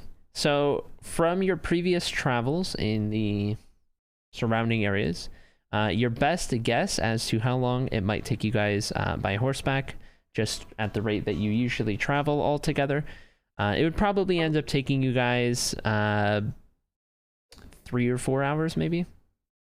3 or 4 hours by horseback. We have some mighty fast horses. Okay. If you're happy to make haste and arrive by evening, then I'm happy to make that happen. All right, let's go and wake Kavian up then, shall we? As you guys head upstairs, you make your way into the second room on the right, the one that Darcy's had paid for earlier. You can see that Kavian is still knocked out, right where you left him, hasn't even budged, not even in the slightest. Just gonna crouch down, ruffle Kavian's hair. Kavian, wake up! I reach for your throat. Whoa, easy there, buddy. Easy. I'm sorry. You're okay. Don't worry. Don't you worry. It's been a hard day. I understand. You're okay. Now, Kavian, my friend, I believe we've arrived upon a plan, and we're just keeping you in the loop here. Well, we're going to make our way to the northwest. We're going to go towards Durlix. And if you're comfortable with it, we'll be taking the long route through controlled Elabet, to avoid the more densely patrolled and populated part of controlled Elabet, and hopefully not get as much heat on our backs. And if we can, intercept patrol from the Empire and, shall we say, relieve them of their armors and identifications as to more easily blend in? More delays? You gotta remember we're on a timeline here. We have a task to do. I believe this may be the faster way in, as we would have to. Well, we would be able to crawl through the shorter portion, but we may be able to move a little more swiftly and freely through this portion. And we'd end up closer to our destination in the end. A lot closer. Maybe, I don't know. Given the time we might take from Ifalia to Durlix, maybe even mere hours from the city, rather than multiple days as we would the other way. But you are forgetting that both me and my brother are macabre. We belong. We can get through those borders. You maybe, us maybe not. It's You can be a prisoners. That's several ways you can They speak to put them. us in jail. What would you do Oh, then? then we'll fight our way out. And now Against you're an wanted, army, and they recognize you. the only problem with this is if we go this way, we can still use our advantage of, yes, of course, we can be taken and air quotes, prisoner, and go along with your plan, let you lead, because, of course, you are Macabre, and you would indeed provide a wonderful asset to our team on this mission. But through this, it's a lot more scrutiny we'd be under, and with the plan we have currently, we'd be able to employ your advantages with less disadvantages. And I'm just going on and on, just like hyperfixating on this plan, just going over every single detail in my mind and kind of winding on. I suppose you're all the smarter of the group, so you take the lead. I'm not gonna argue any longer. But you are comfortable with the plan. I don't want to make you uncomfortable with this. After all, it's all of us going here. Yeah, sure. Yeah, no, I'll be fine. Certainly. Well, shall we? Lead the way. Okay. And I kind of like extend a hand out to Kavian to like help him off the ground. Am I too heavy to pull you down instead? I don't know. We'd have to. Hera, roll a strength check.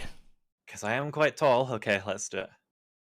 It's gonna be a 20, dirty 20. Hey. All right, you catch Kavian by surprise. How quickly he's pulled to his feet, and he's just startled by it. Did not expect it at all.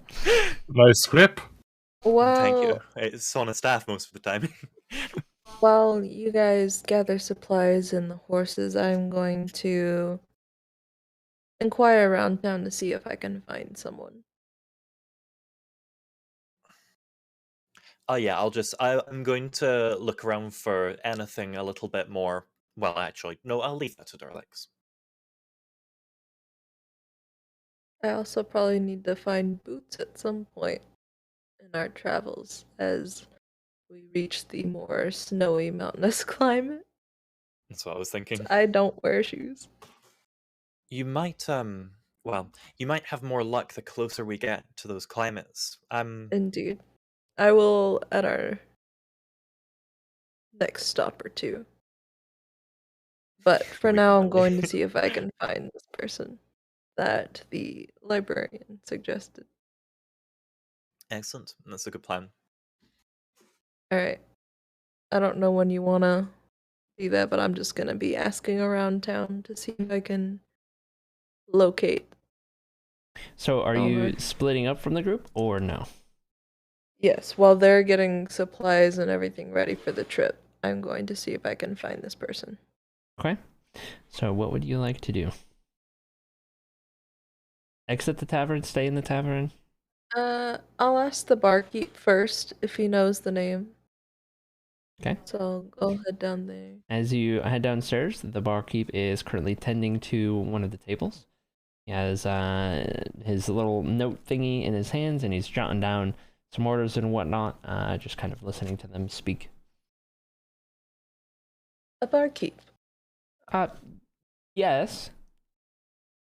I was wondering if you could help me a moment. Well, he looks over at the table and they'll kind of nod. After you're done, of course. And whatnot, he's like, "Oh, well, I have everything I need." Stuffs it back into his side and kind of turns his attention towards you. I was wondering if you knew or have heard of the man named Volmer. Volmar. Oh, it's a name I've heard. I don't know much about the person, but well, hear a lot. Doing what I do, and with all the faces that come on by. Last I heard, a couple of days ago, maybe, there was this group. I'm not too sure. I don't remember too much of them, but this group was mentioning this Volmar character and said that they were headed north. I don't know much beyond that, honestly. But this Volmar seems like a very sought after person, for what it's worth. Would you have any idea where I could locate him? I unfortunately, do not. My best guess is probably to head north. Where exactly? I'm not entirely sure, but by the sounds of it, it was not in town, or at least not anymore. Thank you for your help. You got it.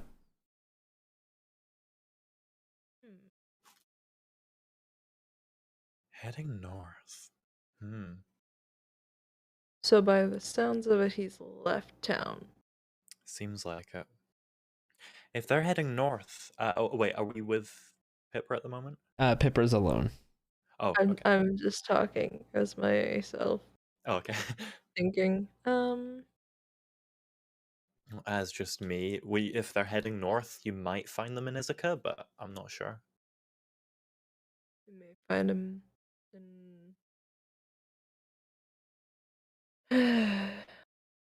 I would like to walk around the town some more, see if I can find where his prior residence was. Asking around again.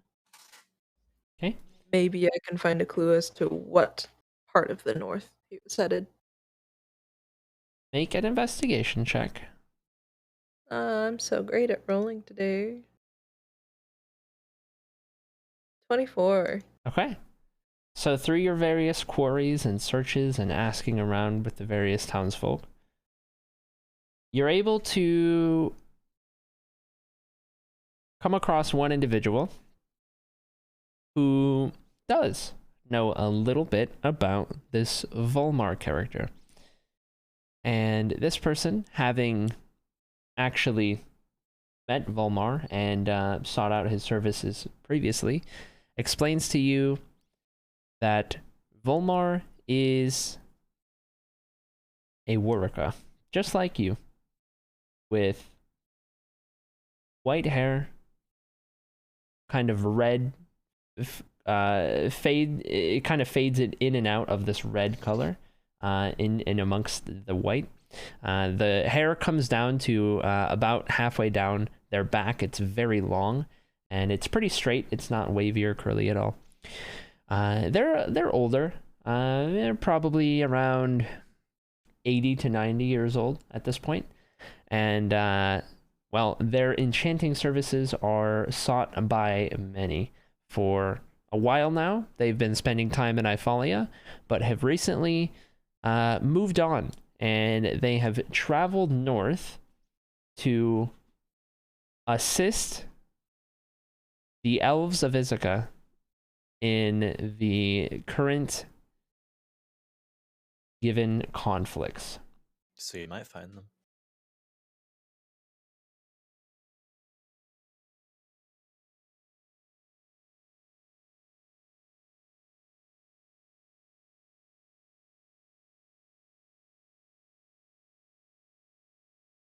Thank you for your assistance. They Perhaps nod I'll and meet him continue in my on. travels. I'll head back to the group.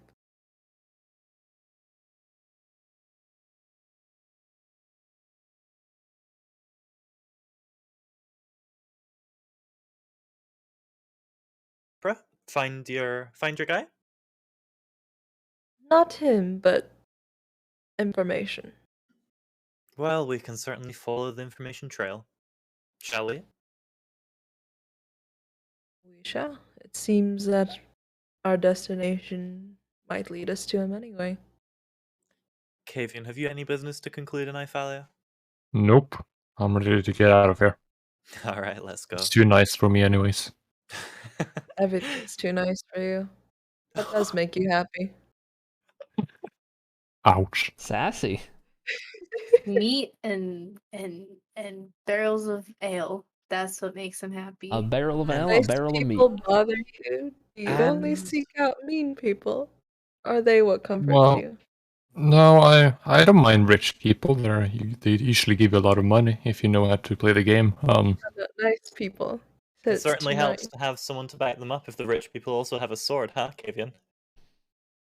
don't talk about it. It's okay. It's okay. Anyway, your appetite for bar fighting and, well, combat in general May sun be quenched. Indeed. To Where we're Yeah. headed, you may find all of it you want. Well, then lead the way. Let's go. What are we Okay. waiting for? To Derelick's then. Okay. There. So as you guys make your way through town, city of Ifalia, and you take in all the sights and sounds, the afternoon begins to draw towards evening.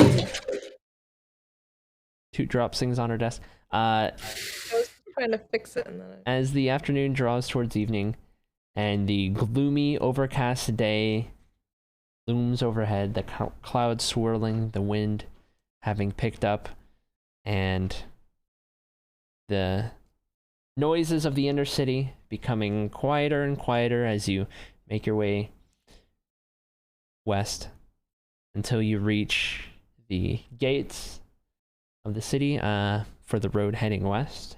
The guards don't stop you. They open it right up as you were already in and you're just leaving. You make your way through and exit the inner city of Ifalia. Make your way through some clusters of buildings just on the outside of the walls that look a little less well kept than those on the inside. Fades into some farmland, some farmhouses, and eventually ahead of you, you can see that the road leaves all kind of form of settlement and starts to carve its way through the vast open grassy plains of Elabet. It stretches up towards a mountain range that is cut in half by the river that flows through the city and on to the northwest, deeper inland. And the road kind of meets the river, and there's a bridge that crosses it, and they kind of intertwine and tangle back and forth as they cut through the mountain range and stretch onward. And as you guys are on your horses, the open road ahead, starting to make your way northwest to the city of Derelict, with the gloomy, overcast sky ahead, the silence is broken when you hear a distant roar, and you're not sure where it comes from. But then you hear it again. And on the second one, you hear a loud crack. Lightning strikes far off to your left. Not sure quite where it happened, but the distant sound of thunder starts to rumble as well. The clouds start to swirl a little more. Some raindrops begin to fall down, and not very, I'll be back. not very intently.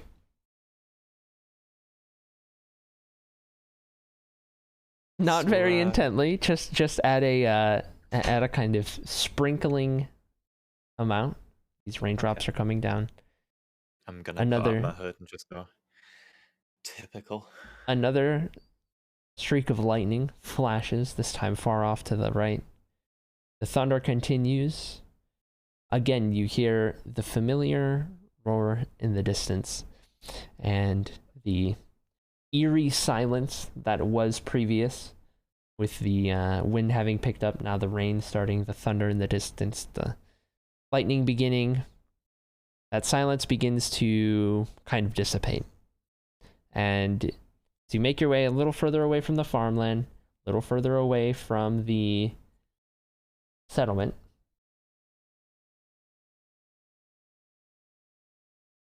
ahead of you, where the mountain range lies with the river and the road cutting in between, making itself known from the peaks of the mountain on the right, is a dragon. And you hear the roar again. There's a dragon far off in the distance, emerges from the peaks, swoops over the road, the river, and onto the peaks to the left, those that lie more south and into Meritea. It disappears behind another peak.